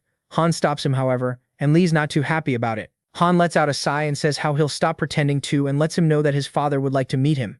Lee is shocked, almost like he just found out he has a long-lost son, because he has no clue why the Devil King would want to meet him. Han asks him if he's going to be okay, and with a tremble in his voice, Lee responds how yes he should be. Before Lee leaves, he lets Han Buell know that he is not the child of the Dark Land, and Han takes it as stoic as ever. Later, Lee's back in his room shitting bricks for having to meet that guy so early in the game, and has to figure out a reason for Han Buell's father not to kill him as soon as he sees him. The scene shifts to Holland coming to his senses after he fainted from White's screams as he wonders who the hell brought a Dragonian to school. He remembers seeing a guy stop the dragon stimulant, so it has to be him, and Holland makes it his life mission to kill this guy. Back to Lee in the training arena because he needs to prepare for his meeting with Han Buell's father. He has 3 ability cubes with short-distance space teleportation, gravity resistance, and time resistance skills. He combines them, and this makes his space control skill level up from S to double S rank, as he looks like an average Chernobyl resident while doing it. He thinks he's strong enough now to run away without dying when he meets the guy. He then decides to do a special training on Halen and White, where he'll throw magic bombs at them to increase their magic resistance, or straight up kill them. Plus he plans to record this too. Now we see Nadia stalking Sergei, who doesn't really like that, but she blushes saying how she wants to train with him. Sergei has no clue how Lee was able to riz such a difficult girl so easily, but then they sense an earthquake coming from the training arena, and after it's stopped, they decide to go in. But Sergei's face is painted with terror after he sees a shadow of a huge dragon looming over them. Nadia falls down, but Lee, seeing them, casually says what's up, like it's nothing. He explains how he's just practicing containing his magic, and Sergei's just surprised at this flex. Magic control while almost taking down the entire building. Lee introduces Halen as his AI ghoul-bodied assistant, and of course his daughter White, dragon. But then while speaking to Nadia, Bro turns into Tate the misogynist, telling her she's being incredibly rude as he walks right past her. A couple of days pass, and it's the weekend at the auction. Lee meets with Han Bile, who tells his father is waiting inside. Lee feels tense as he gets close to Han Gaban, but then spots a person who spent 20 years in the Dark Land and looks like a boomer version of Todoroki. Next to him is Han Bile's father, and the two of them aren't really on friendly terms. Lee's heart wants to burst out of his chest. Han Guban introduces himself, and Lee can't even scan him. How over-leveled the guy is. The current item on the auction is a ghoul called Saren, and Han Guban asks Lee what he thinks of this ghoul. Lee knows he's being tested right now, and says the ghoul is nice, and Han Guban tells Lee they can make a deal on it, which shocks Han Guban, who calls for his father, but Lee shoos him away like a true Sigma Chad. Han Guban finds this amusing, and Lee says he'd like to make a deal, but first he'd like Han Guban to see Lee's next item on the auction, saying he'll like it, but the guy asks what if he doesn't like it, which makes Lee gulp in fear like a Looney Tunes character. The guy brings in the next item, which is a legendary magic purification potion, and immediately gets the crowd riled up. Even Boomer Todoroki's surprised, and Lee knows that he's surprised, because his lifespan was shortened because of magic. Lee decides to be bold, and comments how his item's more expensive than Han Guban's ghoul, but the dude is unrattled, and asks Lee if he can make more, and with necessary ingredients, Lee says he can make anything. The bidding starts, quickly reaching 4 trillion, and Han Guban calls Lee a very tempting child. Whoa, hold up Diddy. Hearing this terrifies Lee, so he asks Han Guban what's the rush, and if it has to do anything with El Potten, who's a guild leader of the Twilight's Wolf. Lee proposes a new deal. He'll also let Han Guban know where El Potten is, and in returns asks him to let go of Han Bile. Han Bile is surprised hearing this, and Lee explains how he doesn't want Han Bile to be forced to act like their family. Usually acts, Han Guban says how Han Bile's still young, and if he lets him go, he'll get enemies from all sides, since his blood is still of their family. Lee explains how he trusts in Han Bile's strength, so his father asks him if this is what he wants too. Scared, he answers that he does want it. Han Guban then agrees to let him go, and Han Bile turns around to hide his tears. Lee then walks up and points ahead, saying how El Potten is over there, with a huge explosion happening, and someone grabbing Lee's potion. A hooded group of people burst in the room as their leader runs away with the potion. Lee actually intentionally leaked info about this auction to bait these guys here, and as he leaves, Han Guban starts to channel his aura, which quickly covers the room. Lee knows this place will soon turn into a war zone, so he needs to leave quickly. He grabs Han Guban and uses his short-distance teleportation to escape. Lee knows Han Guban and Boomer Todoroki will win the battle, but El Potten will be able to escape with his potion. Lee asks Han Guban for help, explaining how he knows where the stolen items will be taken to. Now we see Holland with his crew getting the items in their warehouse via teleportation magic. But just as they're about to leave with the items, a familiar bomb rolls up to him. It explodes, but Holland's able to put up a barrier in the last moment, saving himself. But his crewmates are dead. Lee bursts from above, and Holland can't believe it's him. He sticks the superhero landing again, and Holland Dragon Trauma makes Bro start twitching immediately. White lets out a shriek, which instantly knocks Holland out cold like a Mike Tyson punch. Lee feels lucky that the guy they hired to transport the stolen items is Holland. Han Gubal's on a standby, thinking how he came to help, but is just an observer. Later in Lee's room, he's happy to see he gained so much recognition points plus made so much money, all thanks to the auction,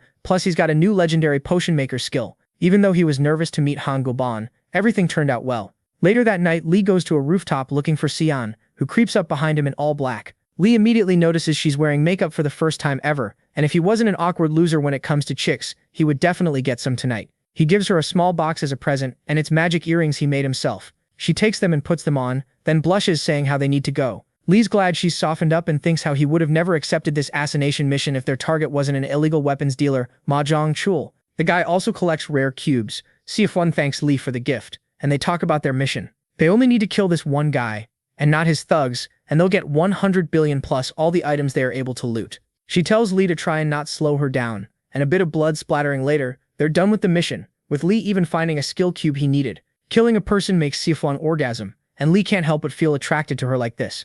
The following day, he's sitting in the cafeteria, and checking all the skill cubes he looted the last night. He opens one and gets the Life of Attention Seeker, SS rank skill, but is not too happy about it, because this skill basically makes him stronger the more attention he gets. He decides to absorb the skill after all, which actually increases his base stats by a lot, thanks to all the attention he already has on him. This makes him happy. Rim apologizes for being late, and also for her killing spree last time they were together. Lee says how there's nothing to apologize for, and tells her to rely on him if it ever happens again. She asks if he really means it, and Lee says how her multiple personalities are actually an advantage, rather than a hindrance. He explains how her skill works, and she is confused as to how he knows all of this.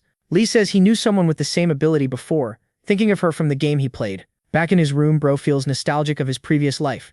A magic vibration gets him up, so he figures that a gate in Gangwon-do must have opened. He calls Gil Yi-hyun, yelling at her for going to the Gangwon-do gates. She apologizes, and before she can tell Lee where she is right now, the connection cuts. The last thing she said is that there are monsters everywhere, and Lee gets an emergency quest to save Gil Yi-hyun. We see her standing in front of the demon gates. These gates used to connect the human world to the one of the monsters, but haven't been seen in a while. Her bodyguards tell her they need to move, and explains how they've already called the Jaeyoon PMC and other guilds for help. But both of them freeze in fear after seeing a huge purple barrier around the base, with the Lich being the one who set it up. The army of the A-rank undead march forward, and Gil Yi-hyun refuses to evacuate, and decides to stop them herself as the skeletons close in. Back to Lee, who's talking to Gil Song-hyun and explaining what just happened, and Lee wants to bring a group of students with him over there to help fight the undead. Gil Song-hyun is skeptical they can do anything about it, but Lee is confident they can at least stall until Jae-hyun's group arrives. Lee thinks it's time he uses an overload buffer and shield generator together, now or else they might not survive. The group of students that he'll teleport to the battlefield is gathered, and he tells them that hopefully they had a light breakfast, because they're about to teleport. The scene shifts back to the battlefield, where undead are attacking Gil Yi-hyun. She stomps the ground, sending an ice magic attack that freezes the undead in place, giving her bodyguard an opening to decapitate it. They keep fighting, with Gil Yi-hyun and the rest getting visibly exhausted, so she yells at the team leader Kim Tae-gyu that it's time for them to retreat now, but he refuses to leave her behind, and just when she's about to lose hope, All Might-style laughter echoes from the sky, with the students teleporting in and already attacking while falling down. Gil Seong-hyun's icicles rain down on the undead and shock his sister with his strength, considering he's just a C-class nobody. She spots Batman's utility belt on his waist and knows it must be Lee's contraption, and while she's busy being surprised, the students are saving the day. Lee is live streaming this fight because this also amplifies his powers, thanks to the Life of an Attention Seeker skill. This leveled up his magic to an S rank for now, so he decides to cast the Fury of the Heaven spell with a huge light beam slamming down on the undead and burning them to a crisp. Gil Yi-hyun is taken aback too, and seeing all the undead gone shocks her even more. It seems she's here just to be shocked. She figures out Lee's the one who cast the Fury of the Heaven right now, which is an AoE heal and damage dealer. Lee gets a notification that he's completed the quest to save Gil Yi-hyun and so many achievements that even Snoop Dogg would be jealous. Achievements in this world level up your status, and despite it still being rather low, Lee can feel it growing. He tells the students to help the injured, and Gil Si-hyun's trying to be edgy says how he'll think about it if Lee begs him first, which makes Lee think how he should kill this guy. It's time for him to remove the Lich's barrier, asking for John-hoon's, Heinbuel's, and Gil Si-hyun's help. He still objects, arguing the Arch-Lich is an S-rank monster and they need to wait for professionals, but Lee wants to do it now because that would get him an achievement of historical class status. He tells them how they will kill the Lich too, and all three get scared. Lee asks Gil Si-hyun if he's really not coming then and how he really needs his help, so the guy finally accepts. They get ready for the hunt. We see the two teachers running towards the gate, but they notice the students fighting with the Lich head-on. Ju Si-hyun says how they shouldn't interfere. The Lich sends an attack towards Heinbuel. Spikes erupt from below, but he dodges thanks to Lee's call-out. Ju Si-hyun's amazed at Lee's leadership skills. Lee dodges the spikes too, and he's excited for facing an Arch-Lich, a monster usually only found in the Darkland.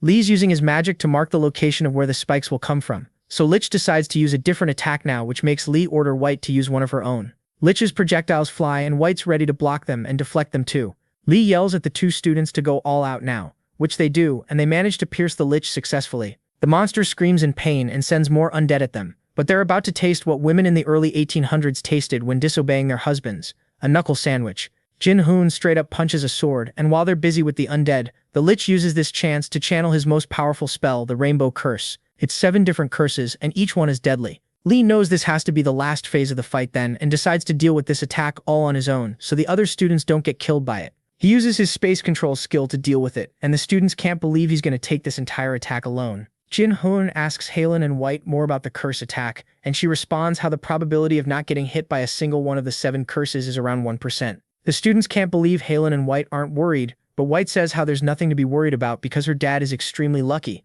which confuses the students even more. Just then, Lee's AliExpress domain expansion cracks and he falls out with the students rushing in to help, but a confident smirk on his face makes them calm down.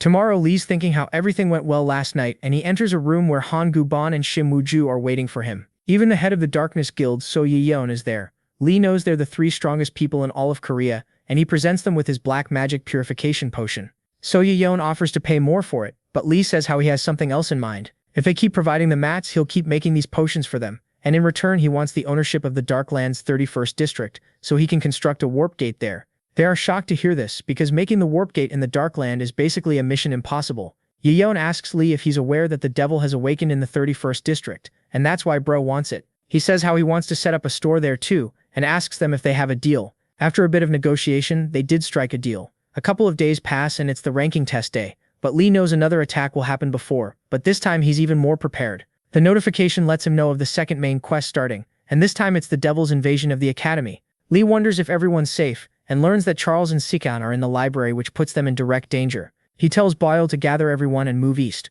while he goes and helps Charles and Sikan.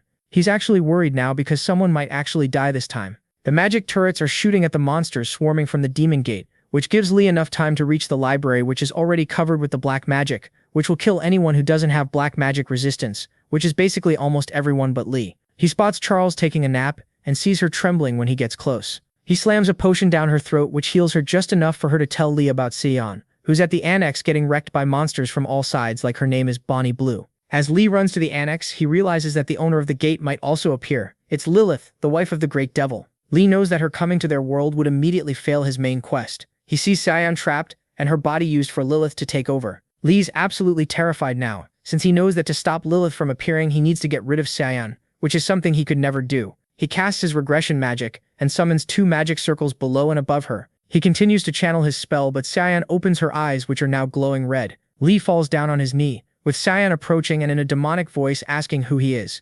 He introduces himself as the Dragon Slayer, which surprises the devil, while Lee keeps listing his titles, shocking the devil even more. He grabs Sion by the shoulder, looks the devil straight in the eyes and tells her that he'll destroy her. Sion's body begins to burn, hopefully her clothes too, but the devil makes her attack Lee, who just stands there and stops her attack with nothing but pure aura. He grabs her by the hand with a smile, and we see Sion's back, crying and jumping into Lee's embrace. Lee gets a bunch of legendary achievements from this, and feels like he's gonna faint after this battle. Lee collapses with Sion on top of him, a position I wouldn't mind being in. A bit later, he's recovered and checking the status of the quest, with it almost going perfectly well for him. He is worried how the demonization affected Sion mentally. White and Halen reach Lee and she hugs him crying because he got her hella worried. Lee meets with Yesin later, who thanks him for saving her daughter. Lee asks how Sion's doing, and after seeing her we see she leveled up from a baddie to a demon baddie. After checking her status, Lee realizes she's still not 100% safe from Lilith, but after she wakes up, the demonization even improved her curvature. She cries asking Lee what's gonna happen to her now, and he calms her down saying how everything's gonna be fine because he will protect her. He tells her mom that he'll start divine hunting starting today, to stop Lilith from awakening. Couple of days pass, with Lee visiting his new goth baddie daily, and she asks why didn't he just kill her back then, because that was the easier option. Bro whispers how he didn't want to lose her as a friend, but getting friend-zoned definitely wasn't on her to-do list today. She tells Lee how she wants to train and test these new demonic powers. She summons a powerful magic spell, and Lee explains how it's thanks to Lilith's power in her body that allows her to create mana organs. She asks Lee to help in her training, as she goes for an attack. After a bit of sparring, she asks Lee if he was hurt after he saved her from Lilith, and after he confirmed it, she asks if he's still in pain, but now he's good. She's glad to hear it, and Lee's glad that she's glad. Later, he's talking with Boomer Todoroki about the gate being done, with Han Guban saying how the gate is working way better than expected. Lee says how the gate can be used every 3 days, and they can auction the usage of it on the days they don't need it. Their meeting is interrupted by Lee's drone notifying him of an emergency, and Lee apologizes for asking them this but asks them to come with him now. The scene shifts to Sion's room and Vento reaches her there, and she's in big dookie now since the mansion is unguarded. He says how he wants her mana organ, and is this what we call it nowadays? Hold up bro, says he's actually not interested in women, which makes her disgusted for some reason. She mentions Lee, and this makes Vento giggle and take the role of Hisoka, saying how he'll wait for Lee to ripen before playing with him. Sion calls him Diddy type of crazy, but bro's done talking and appears in front of her in the blink of an eye. He reaches for her assets, but the power of Lee's jealousy makes him teleport between them immediately. This makes Vento almost bust a nut, but after seeing Lee's backup and Sision's pissed mom, he teleports away quickly. Lee lets Sision know how he's going to the Darkland and she wants to come with him, and usually he'd never allow this, but since she's gained Lilith's powers, he agrees to take her. The scene shifts to a couple of guys talking about a student buying this 31st district, but a pack of evil animals attacks them and Lee's here to save the day. He brought his harem with him and spots a new reincarnation of Lilith in a different body. He gets an emergency quest to stop her or else Sision dies, so he tells her to stand back and decides to face Lilith solo for now. She yells how she's gonna punish him now, and all I can say is smash. Lee goes live to gain power from his attention seeker ability and gets more viewers than Ninja while streaming with Drake. This makes his powers grow enough for him to stand a chance versus Lilith, and she's surprised he can withstand her black magic. Lee uses his magic against her, but she dodges and goes for the counterattack, which Lee successfully parries. After a bit, he's able to land a fatal blow on Lilith, which splatters her blood like it's those kinds of days women have. He spots the remaining part of Lilith's soul and he decides to absorb it, which makes him learn that he has reincarnated in an older patch of the game. After completely absorbing Lilith's soul, he gets another legendary rank achievement and falls flat on the ground. The scene shifts to Siwon sitting in a bar in the 31st district, with people calling her filthy for having demon blood. Halen calms her down, but the guys want to escalate things further. But an old man who runs the bar says how any and all damages need to be paid, and how only fistfights are allowed. Lee finally recovered, yells how he'll fight, and seeing Lee, the mercs aren't too pleased, but accept the duel nonetheless. And just a quick second later, the guy is kissing the floor like it's his wife. Carl, the SS rank owner of the bar and the chief of the district security, declares Lee the winner of the duel. The leader of the mercs introduces himself as Anton and apologizes for the behavior of his men. Anton leads the Black Oak mercenary group, and Lee lets him know how he's going after Alice's nest now. The guy doesn't want to follow Lee there, but Lee mentions how Anton survived the intervention of Yang-san and is probably scared of encountering him again. The guy gets annoyed at Lee for talking like this despite his daughter getting killed in the last nest raid, but Lee says how she can still be saved. The guy gets pissed off even more now since it's been over 10 years that she died, but Lee says there is still a way. Anton calms down as Lee explains exactly how he could save his daughter. Anton says he and his mercs will come with Lee, but if he's lying, he's dead. Lee then meets with Gil Yi-hyun, and she explains how the goods and the manpower he asked for have reached the Darkland, and Lee shows her a place where they can mine black curium, a rare and precious ore. First, they gotta deal with the monsters and get the Black Oak mercs on their side. Two shadowy figures are spying on 31st District, and one of them says how he wants to test the new owner of it. He summons a special storm called the Madness of Corruption. Halen explains how it can corrupt people, so they need to evacuate, but Si-hyun doesn't want to leave, so this place gets destroyed and decides to stop the Madness of Corruption herself. Lee also gets an emergency quest to deal with it, or else Sion dies again, and he wonders if Yangsan Park is already here, since they're the only ones who could summon up this storm. Sion wants to tank the tornado until Lee gets back, and as the tornado hits her, she falls down on her knees but is still somehow able to endure it. A kid who summoned the storm is observing her, and his name is Jae-hoon, the Beastmaster. He gets spooked after seeing Lee clinging to the barrier of his moving sky island. Lee asks the boy if he's the one who summoned the storm, which he denies, and Lee knows the guy is lying, and despite having incredible power, he's still a kid, so Lee uses basic reverse psychology to make him admit that he did it. Lee then mentions Ares and Kwan, Jae-hoon's friends, and Lil Bro is surprised Lee knows them all. Lee gets angry at the boy for making it harder for him to find the Black Curia mines, and as a punishment orders him to do it and mine them instead. Lee also tells the boy to hand over the Gehenna stone he used to summon the Madness of Corruption, and the boy obeys. As Lee leaves, he threatens to kill them all if they mess with his area again. Back to Sewon, who's about to die from the storm, and her last words were about to be, "I love you, Lee." But suddenly he appears in front of her saying they're leaving for the Alice's nest to bring this storm over there to help them wipe out the demons more easily. Back in the tavern, with people ready to evacuate, Halen notifies them that Lee has dealt with the storm and is taking it to Alice's nest, and the mercs should depart immediately to help Lee. While they're moving there, Lee explains that the tornado will deal with the demons but not Alice herself, so he'll need to deal with her personally, but seeing the huge aura in front means no easy task is ahead of them. Suddenly a bright flash appears, shooting a ray of light which literally pierces Lee's heart, leaving our boy dead on the ground. Simbo doesn't even realize what's just happened, but somehow manages to dodge the next attack directed at her. Alice appears in front of them, and realizing Lee's dead makes Simbo go berserk with her aura exploding and her body trembling as she fully adapts and conquers Lilith's power as her own. Seeing this scares Alice, but Simbo is already at her throat, slamming the demon mommy down on the ground and making her shake in fear. Alice almost cries, but Simbo, taking the full control of the Demon Queen's power, orders Alice to bow, which she does, and with a swift motion Simbo decapitates her. Mercs arrive at the scene and seeing Lee dead makes White cry. Simbo's back to them but suddenly hears a voice saying how the time has come to fulfill the contract, and she sees that the Madness of Corruption is absorbing all the demons to merge them in a singular demonic entity known as Bel, the demon of lust and wealth. Even the main merc's daughter is about to be consumed, but with just a smile Belial makes the merc freeze in place. Simbo and White charge at him, both sending their attacks, but Bros is aura farming and deflecting them literally by doing nothing, which means the power gap is huge. Suddenly Lee wakes up saying he won't die easily. Talk about an absolute ass pull by the author, absolute plot armor. Lee takes out his sword to fight Belial, but Halen warns him that no matter how strong Lee is, Belial's stronger, but Lee is confident he can win. He calls Belial by a different name, Satanalil, and this surprises him, but Lee calls himself the Apostle of Raphael as he charges at Belial. But we go back a bit to see what actually happened to Lee after getting pierced through his heart, and a notification lets him know that he was summoned here by a divine being,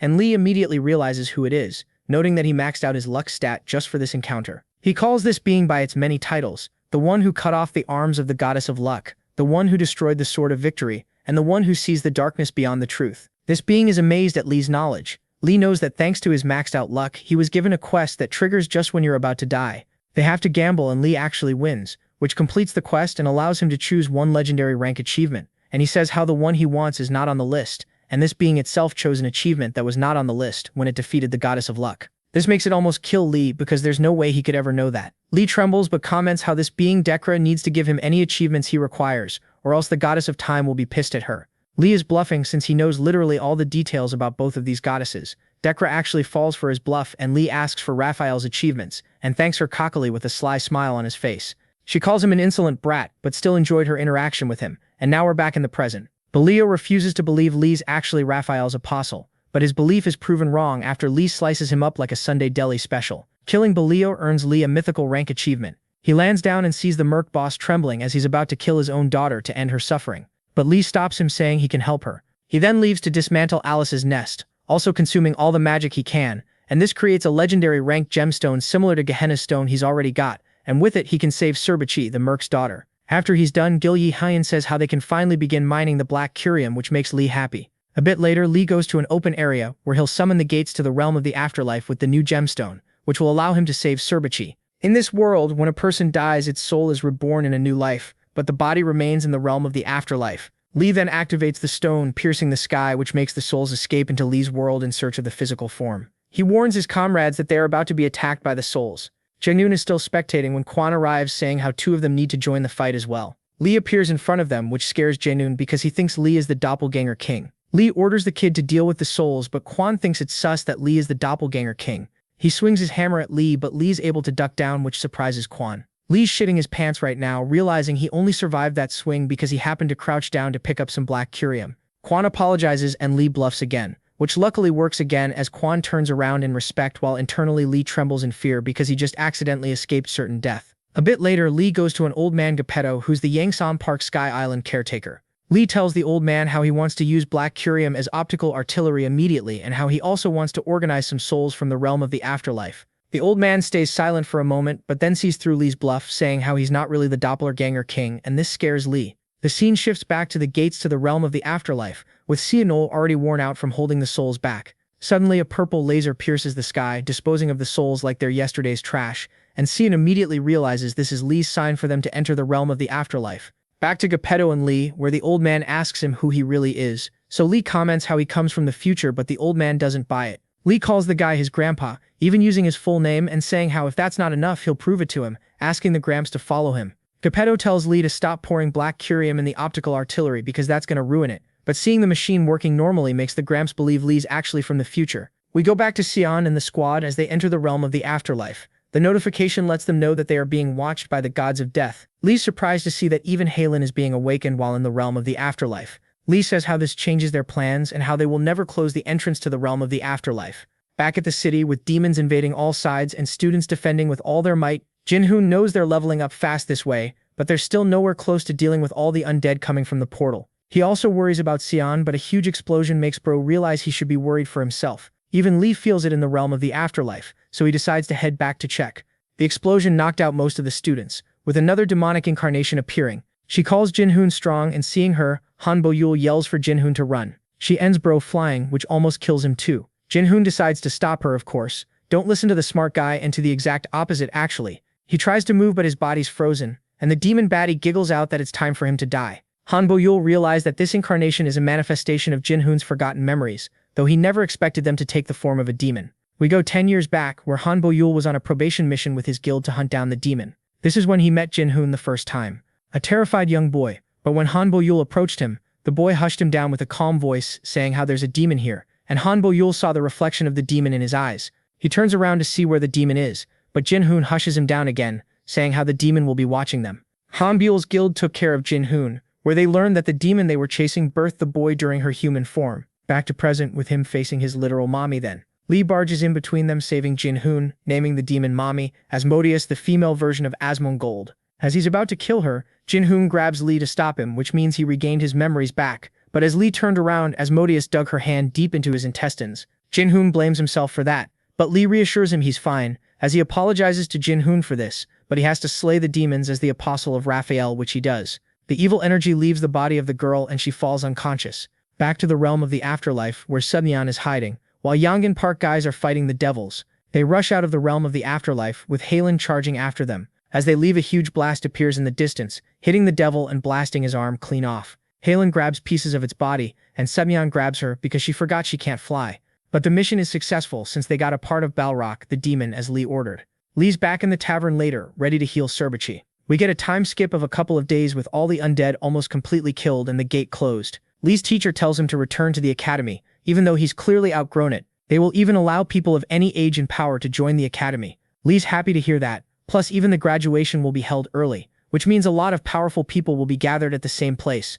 The following day, Jin-hoon meets with Lee and they're talking about all that happened yesterday. He even sees White will be attending school too since they've lifted the age restrictions. Lee pats her on the head saying she'll be the best student. He then gets a call from Gil Yi-hon who informs him that a huge massive black thing has erupted from Alice's nest. He tells her to stop anyone from trying to enter it, but she can't help but feel amazed at this big beautiful black tower-like thing. Hornbile's having typical Vegeta thoughts. Oh, I got stronger, but Lee's stronger still. He spots multiple shadows dashing around the academy, and he uses his new skill Wang Meiyong to stop them in place, but the shadows continue to move. One of them attacks him from behind in a cliffhanger.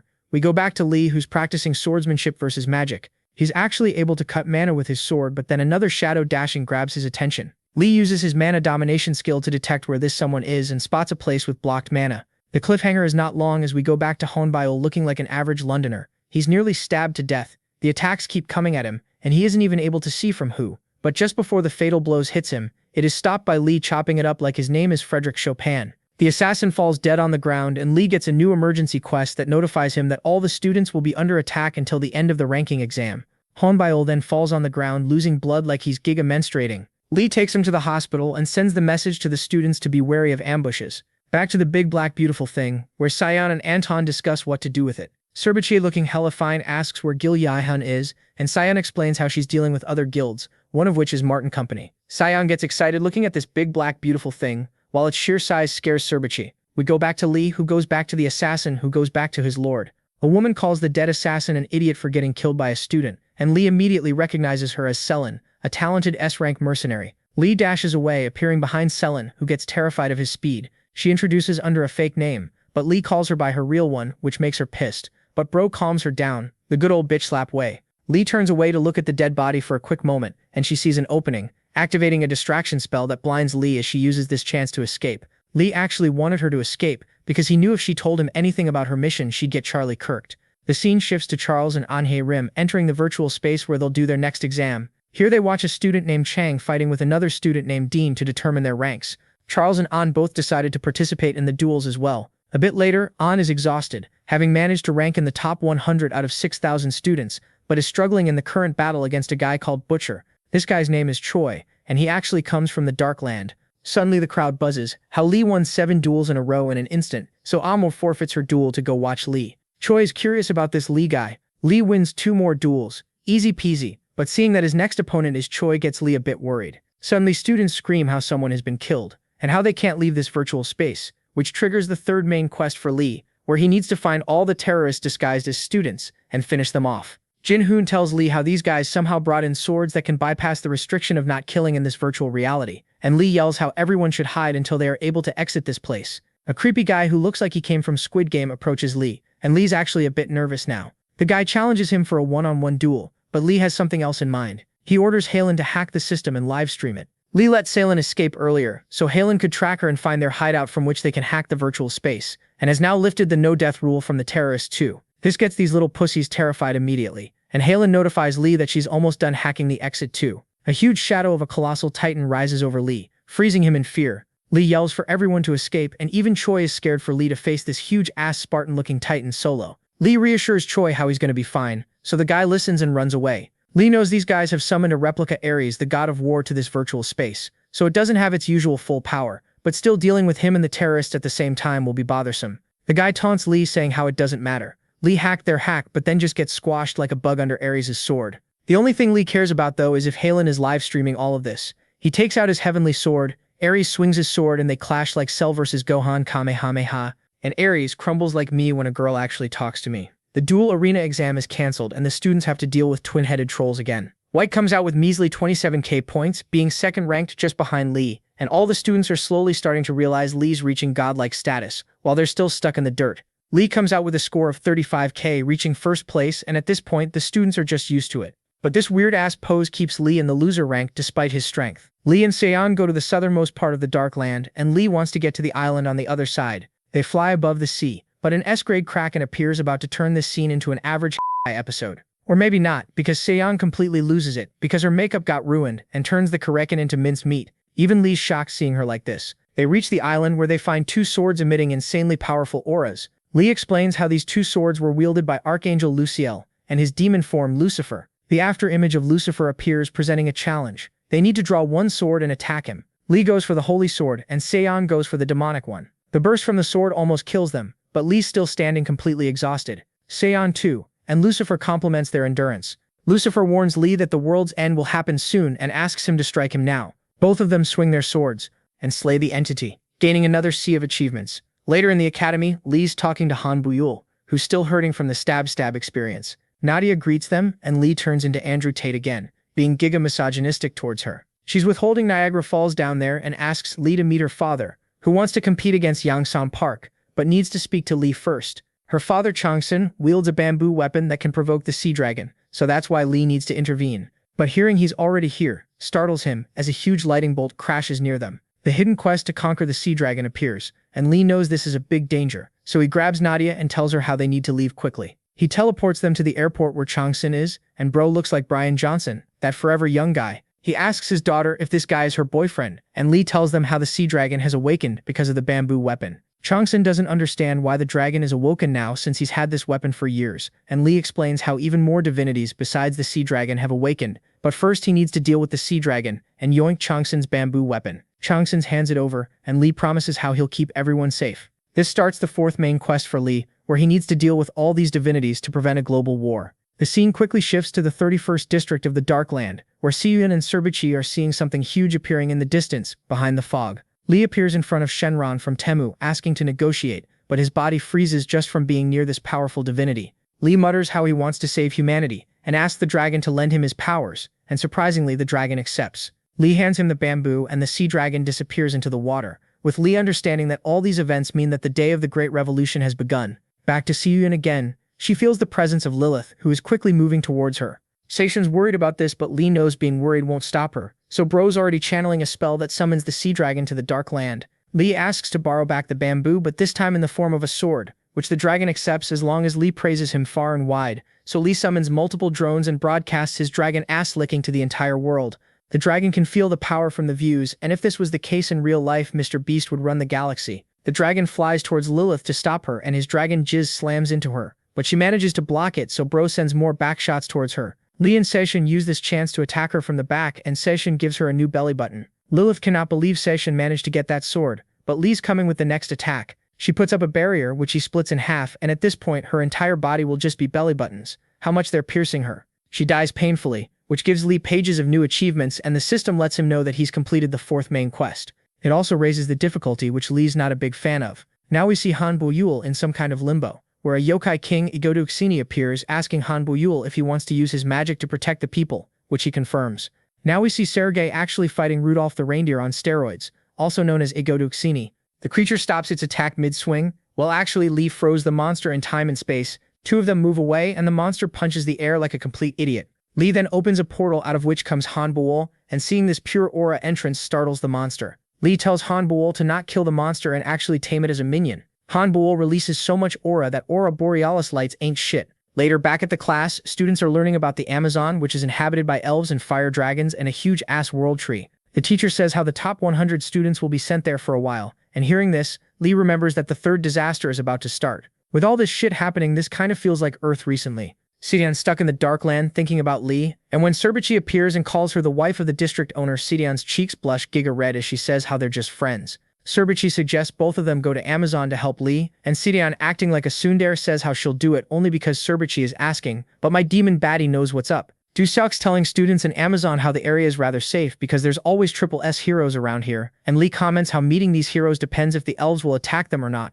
Hearing him know about this continent as well surprises the students, asking him if there's anything he's not good at. And bro rapid fire responds by saying romance, which just proves to the students that no matter how strong you are, you can still be socially awkward as hell. Lee starts apologizing profusely, just proving this point. We go to the town of the elves where they talk about the humans who arrived to Amazon, and the elf chief Gallowin finds this hella sus. Messenger barges in saying how a human came to their town, and Lee walks in with la la la la, it's the motherfucking D-O-double-G music blasting in the background. Gallowin immediately uses his magic to stop Lee in his place, and Lee realizes that these elves actually are stronger than he is right now. Lee tries to explain politely how a huge war is coming to Amazon, which definitely doesn't sit well with the elves.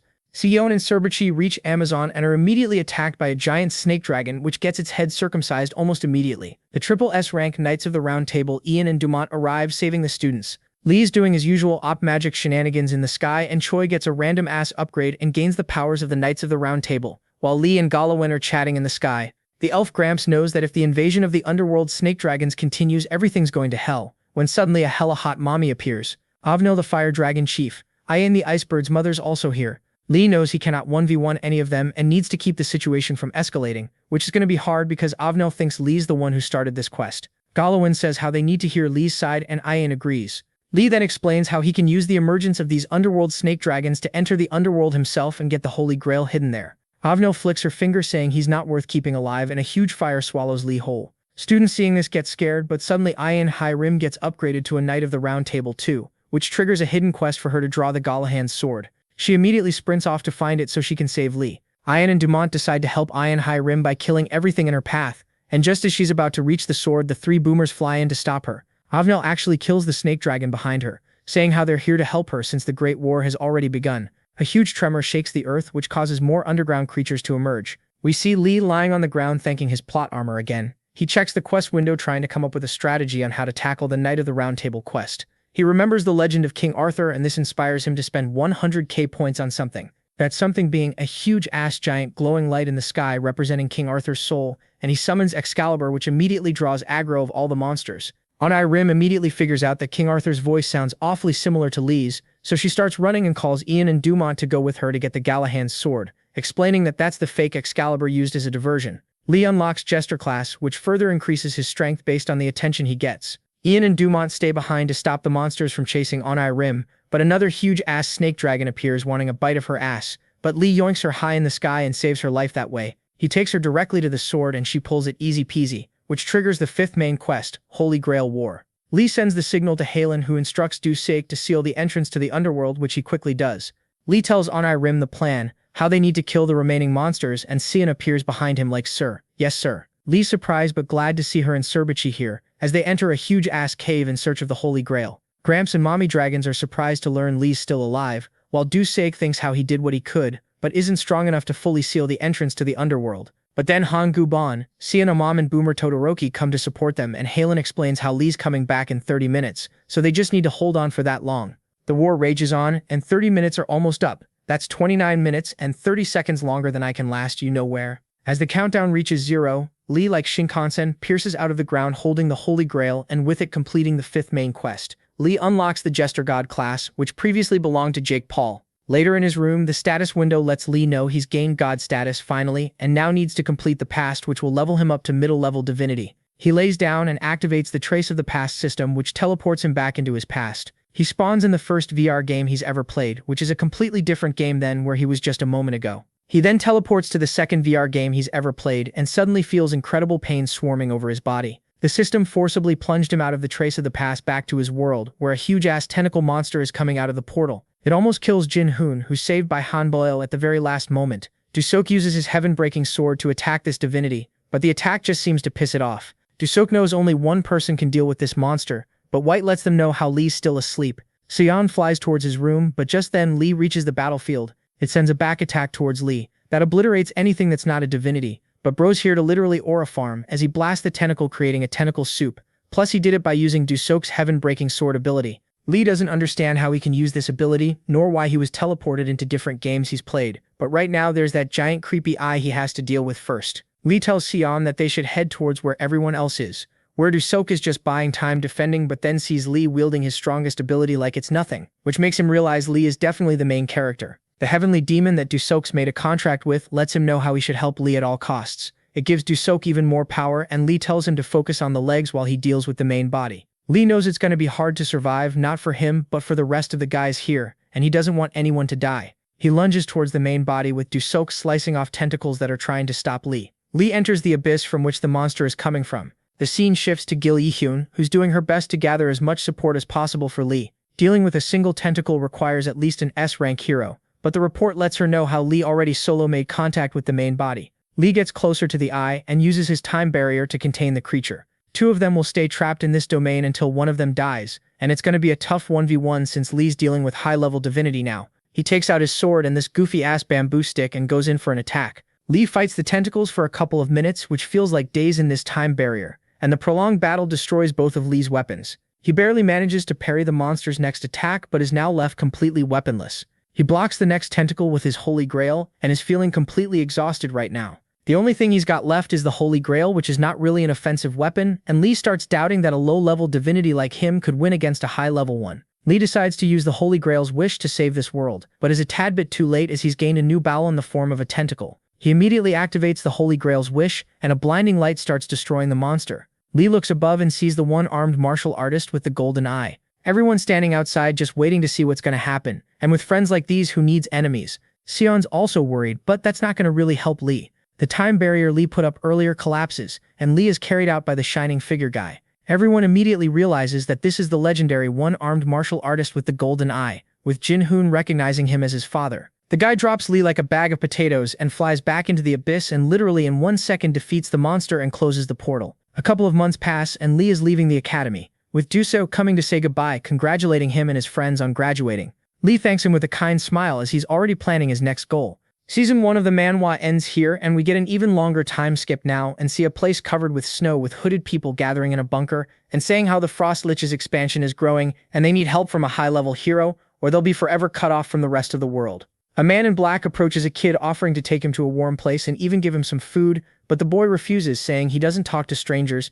Lee's live streaming this, saying how people like this guy bait these poor kids with food and shelter, and the guy gets mad hearing this, but after Lee takes his hoodie off and introduces himself in white with a choreographed K-pop entrance that leaves the man in black physically cringing. The man in black's mission was to take this kid who is a new human, basically someone born in the great cataclysm that happened 3 years ago, which makes them extremely powerful, but first he needs to take out this cringe Lee guy. The boy yells out and with his voice alone stops the man from moving, and Lee tells the suit guy how the Martin company he works for isn't really known for raising these new humans in a nice way. The suit guy sends a fire attack at Lee, and the boy's worried it's gonna kill him. Were these guys living under a rock to not know who Lee is? White stops the attack easily, and with a quick hand motion Lee slams the guy back in the wall. Lee approaches the kid and asks him if he's heard about the Hero Academy in Korea, explaining how he comes from there and can take the boy there if he wants. The boy wants to be a hero, so he accepts. But just then the alarm triggers, letting them know how Frost Lich is about to attack their base. The boy gets poopy pants, but Lee calms him down, saying how he and White will deal with it. The boy asks if both of them are level 8, and we learn that after the Great Cataclysm, the ranking system has changed, where we have 10 levels now, as you can see here. The soldiers get ready to defend the base, but Lee just strolls in and, removing his coat again to have the flamboyant entrance, says how they'll deal with the Lich. The scene goes to the Martin Company's headquarters, where Julia Martin greets Gil Jang-hyun, the older brother of Gil Seon-hyun.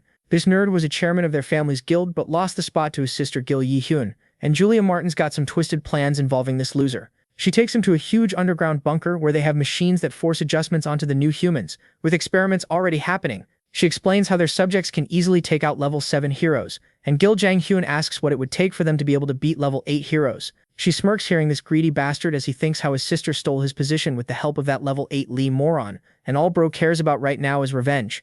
Lee's already dealt with the Lich and even sent the boy to the academy, and while exploring this dungeon he sees someone curled up with the bright spotlight on them like their husband was just shot in the neck, and they're a mourning widow. He approaches the half-demon half-dragon Loli, who says how her mom went to buy milk a couple of days ago. Lee asks if her mother is Carvian, which the girl confirms, and Lee figures that this means that the Dragonkin War is about to start. He tells the girl he'll find her mom, which puts a smile on her face. Lee tells White he's ditching her for now because he's going to a dangerous place known as the Chaos. Level 10 beings exist here, so it's going to be dangerous for him too. The scene now shifts to Du Seok, who's thinking most of his students surpassed him in power, so he needs to train to level up too, and I think that almost losing your liver is not really the training he's had in mind. He can't even track the attacker at all, while the shady guy is literally standing in front of him. Its eyes pierce Du Seok's soul, and after a quick battle, all of Du Seok's attacks were completely nullified. Slim Shady goes in for another attack but steps back after quick sword attacks come his way, and it's Nadia who's come to save the day. Seeing Dusuk faint means he's not okay. Who's the real Slim Shady now? With these rhymes, Shady attacks Nadia, now sending her flying back, but then Halen sends her a quick strategy on how to deal with adjusted new humans, and there's so much text that by the time she gets to the half of it, she'll be long gone. She scrolls in panic and spots one important tip to send all her attacks at once, which she does, and kills the Shady guy instantly. Now we're introduced to Phaon, the demon dragon tribe lord, who's talking to Carvian as she offers her life to him to save her tribe. This pisses the emo bro off, and legit they're two different tribes. One called Demon Dragon, and the other Dragon Demon Tribe. Crazy. She explains how the massacre that happened between their tribes was caused by the evil deities, and not her tribe, but Phaon doesn't buy it, so he decides to kill her for coming here to lie in his face. When Lee miraculously appears to stop him in the form of a hologram, Phaon destroys Lee's illusion, but another one appears behind him, so Phaon orders Lee to introduce himself, which he does, saying he's the Jester God. Phaon goes for another attack, but Lee casually stops it, which scares the Demon Dragon tribe lord. Lee says he's here to save this mommy behind as he fingerguns Phaon and teleports the two of them away. Phaon orders his men to find them both and kill them. Lee teleports them back in the cave, with her explaining how this will just start a war between their tribes. Lee explains how if they find Belial, they'll have proof that evil deities committed the massacre long ago, which is going to be a bit tough because Demon Dragon soldiers are already here for the two of them. Lee takes out his Dragon Bloodhunter wand, which sucks their magic dry like they've just received the best sloppy toppy ever. They fall down on the ground, but Phaon is here too, who still doesn't believe Carvian when she says how Belial was behind the massacre. She falls down on her knees, saying that she'll let him kill her with no resistance if he allows her to become Sherlock Holmes and investigate Belial first. She says how this human gave her this info, and Phaon wonders if this human is to be trusted while Lee's losing control over the wand that is sucking everything around because it has a mind of its own. A thought mind at that. A bit later, Lee explains how he'll make Belial confess as he opens a portal to the chaos where he's hiding. We see Belial also doing some profuse sucking, soul sucking in the chaos. He also swallows the soul, so he's not a spitter, and is now strong enough to leave this dimension and go to the celestial dimension. His butler reports that Phaon and Carvian are still fighting, and Belial's excited to hear that, because if they annihilate each other, the entirety of the chaos will be his to rule, and he would succeed if it was not for that meddling kid, who brought Phaon secretly close to hear everything. And seeing Lee behind all this doesn't sit too well with Belial. Belial says how his king spoke of Lee as the hope and a variable of this world, and Lee's surprised to hear this, asking what he means, and what he means is just attacking them all straight on. But of course Belial is defeated just a couple of moments later. He wonders why did his king Lucifer forsake him, as Lee explains how dealing a fatal blow to Belial will be hard in this dimension. Belial explodes with aura, and Lee buys a new ability which he instantly uses on Belial, basically pulling him into Lee's domain. Lee asks why the hell did Lucifer call him a variable. He takes out the sword Lucifer wielded in his angel form, which is more like a handle than a sword at this point. Belial's body starts dispersing in Lee's domain, so Bro gives in and comments how he has no idea what Lucifer meant too, but he knows that the world is constantly dying and Lucifer is giving it his all to stop it, and if he called Lee a variable, it means that he's hoping Lee can help him save the world. Did we just get the main Satan as the good guy? Is this real world? Lee wonders if there's a deeper reason behind him being summoned in this end-of-the-world game, and takes out his holy grail thinking how he wanted to use its single wish to return to his own world. But now that's changed, as he wishes for the fragment of chaos, which will greatly empower Lee and help him reach the final stage more easily. However, the power of this fragment is beyond the holy grail, and the only thing it can grant Lee is to fight the current owner of it, so he accepts this offer and uses up his wish for it.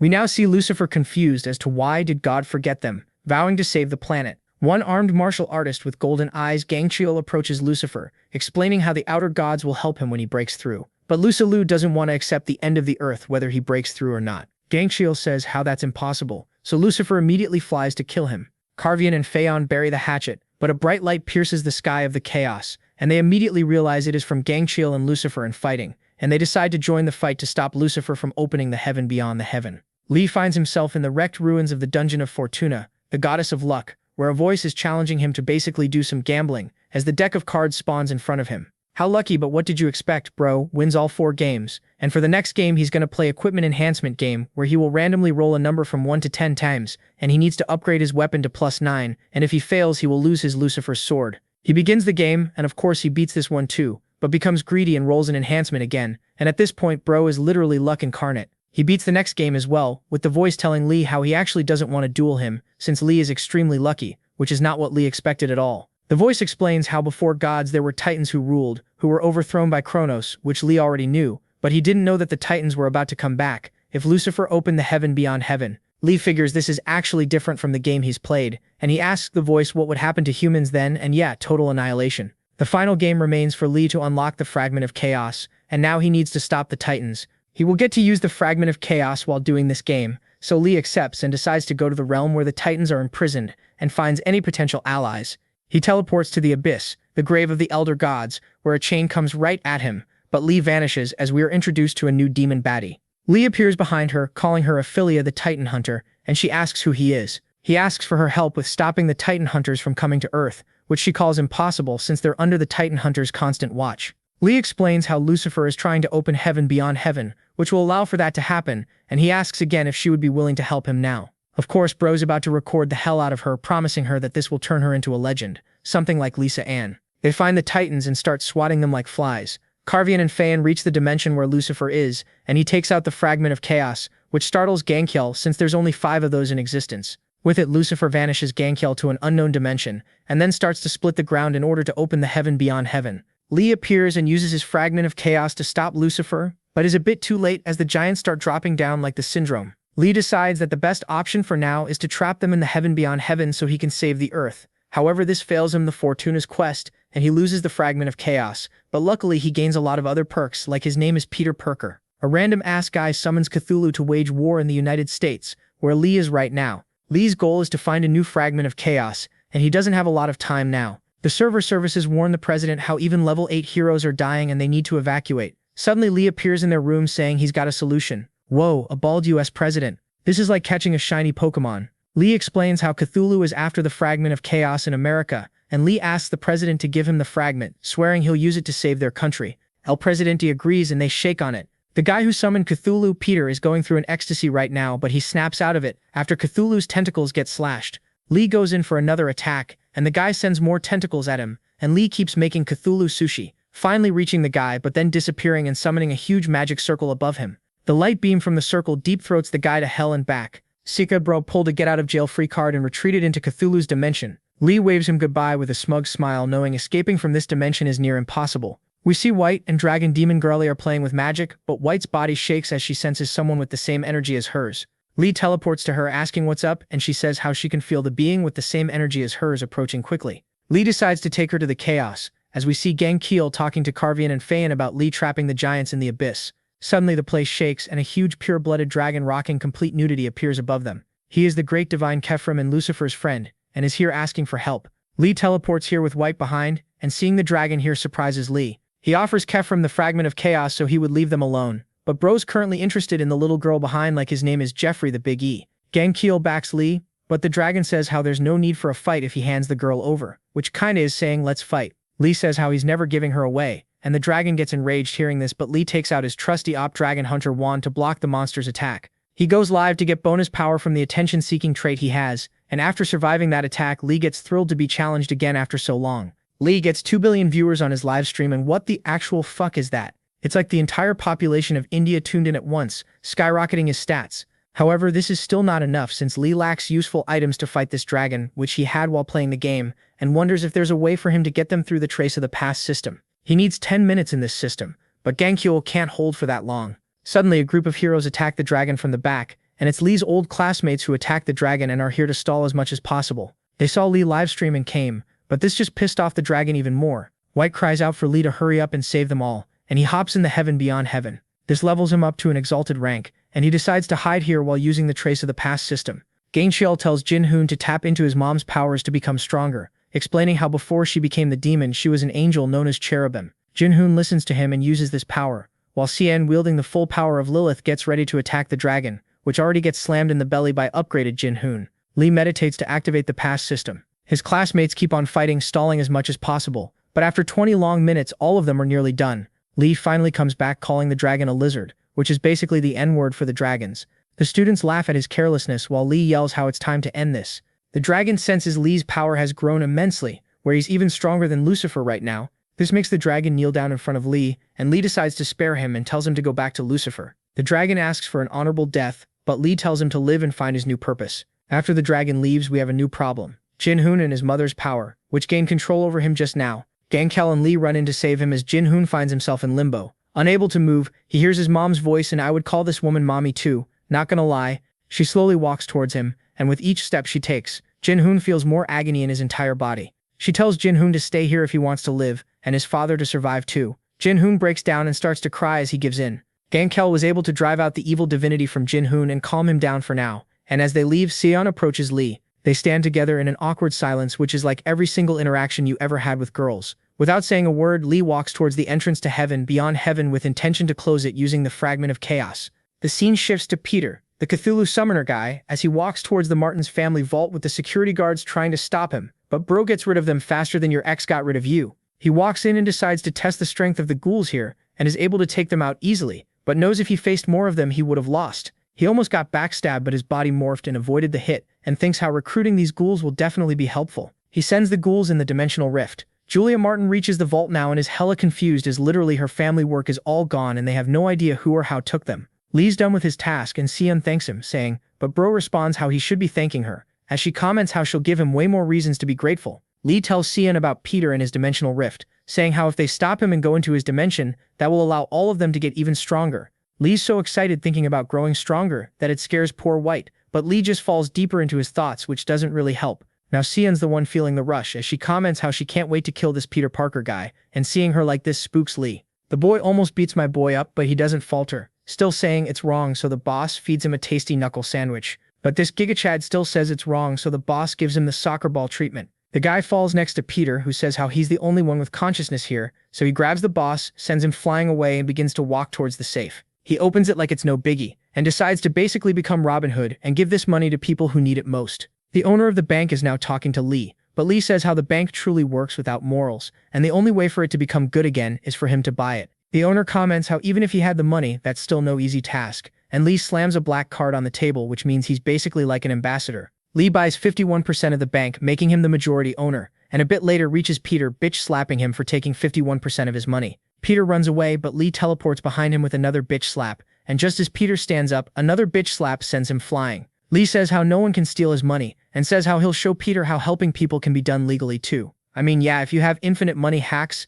Lee orders Halen to lower the interest rates from 26% to 3%, and also give good job offers to people in need to help them out even more that way. Peter thinks Lee is lying because even if Elon Musk was your dad and Jeff Bezos your mom, you wouldn't be able to afford this, so he tries attacking Lee, who easily dodges his attacks and bitch slaps the bro again. Peter escapes in his dimensional rift again, and somehow this is exactly what Lee wanted him to do. Seoyeon laughs, saying how it would have been more merciful to just kill the guy, as she pets White and starts tripping about how she would be his daughter if Seoyeon married Lee, but then literally starts to sweat from embarrassment, realizing what she's thinking about. Peter cannot believe Lee's grown so powerful, and he wants to go to an unknown dimension to level up even more, but knows that that could be detrimental to innocent people in his world. Bro Gen then goes to 31st District of the Darkland to train there, thinking Lee would never come to such a place. But Lee, at this point straight up bullying Peter, appears and says how he owns this place too. He goes in for another bitch slap, and poor Peter runs back towards his dimension again. He's so confused as to how Lee can detect him and reach him this quickly, so he decides to go to the opposite side of the world, in South America. But Lee's waiting for him there, so this poor loser runs back to his dimension again, thinking how Lee has to be corrupt too, since he owns so many territories and banks across the world, which just fuels Peter more to get revenge. We see Gil Yi-hyun and Lee talking now, and she asks for the reason Lee bought this huge land with just low-level monsters and no resources.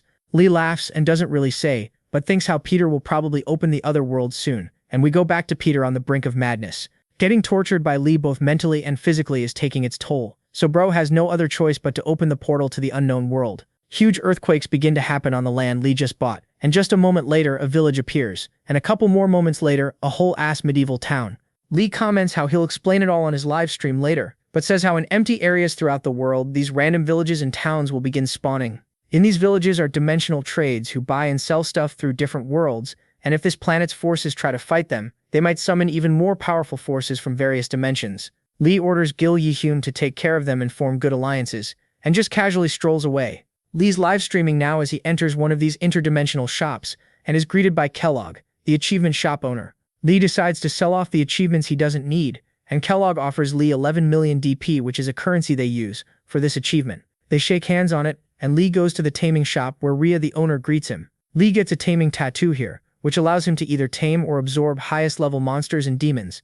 She asks for 3 million DP for the tattoo, since Lee got the most powerful one, and hearing this price shocks him. He then teleports away, and we see a guy spying on him this entire time. This person comes to Kellogg, and offers a legendary achievement called the one who endures pain worse than death. Kellogg doesn't really want to buy it, since this type of stuff usually brings bad luck, but offers measly 2 million DP for it. The guy asks for 10 million DP, like the last guy got, but Kellogg doesn't budge, so Peter tries to haggle some more, and Kellogg increases the price to a whopping 2.5 million, like a true pawn star. Peter begs for more, and they settle on 3 million. We go to one Gangshale, who's talking to his son Jin-hoon, who promises to go to the demon realm and break the demon bonds put on him and his mom.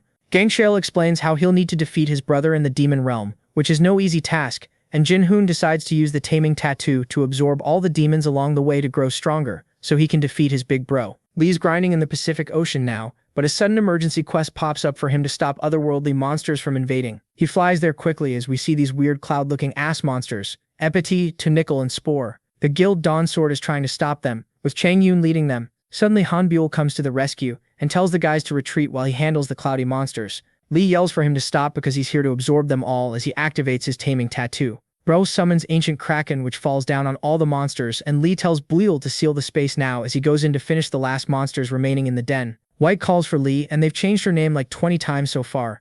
Anyways, she wants to come with to also have some fun. She wants to tame cute squids like her daddy, and Lee's just surprised at her behaving this way, and tells her to come along.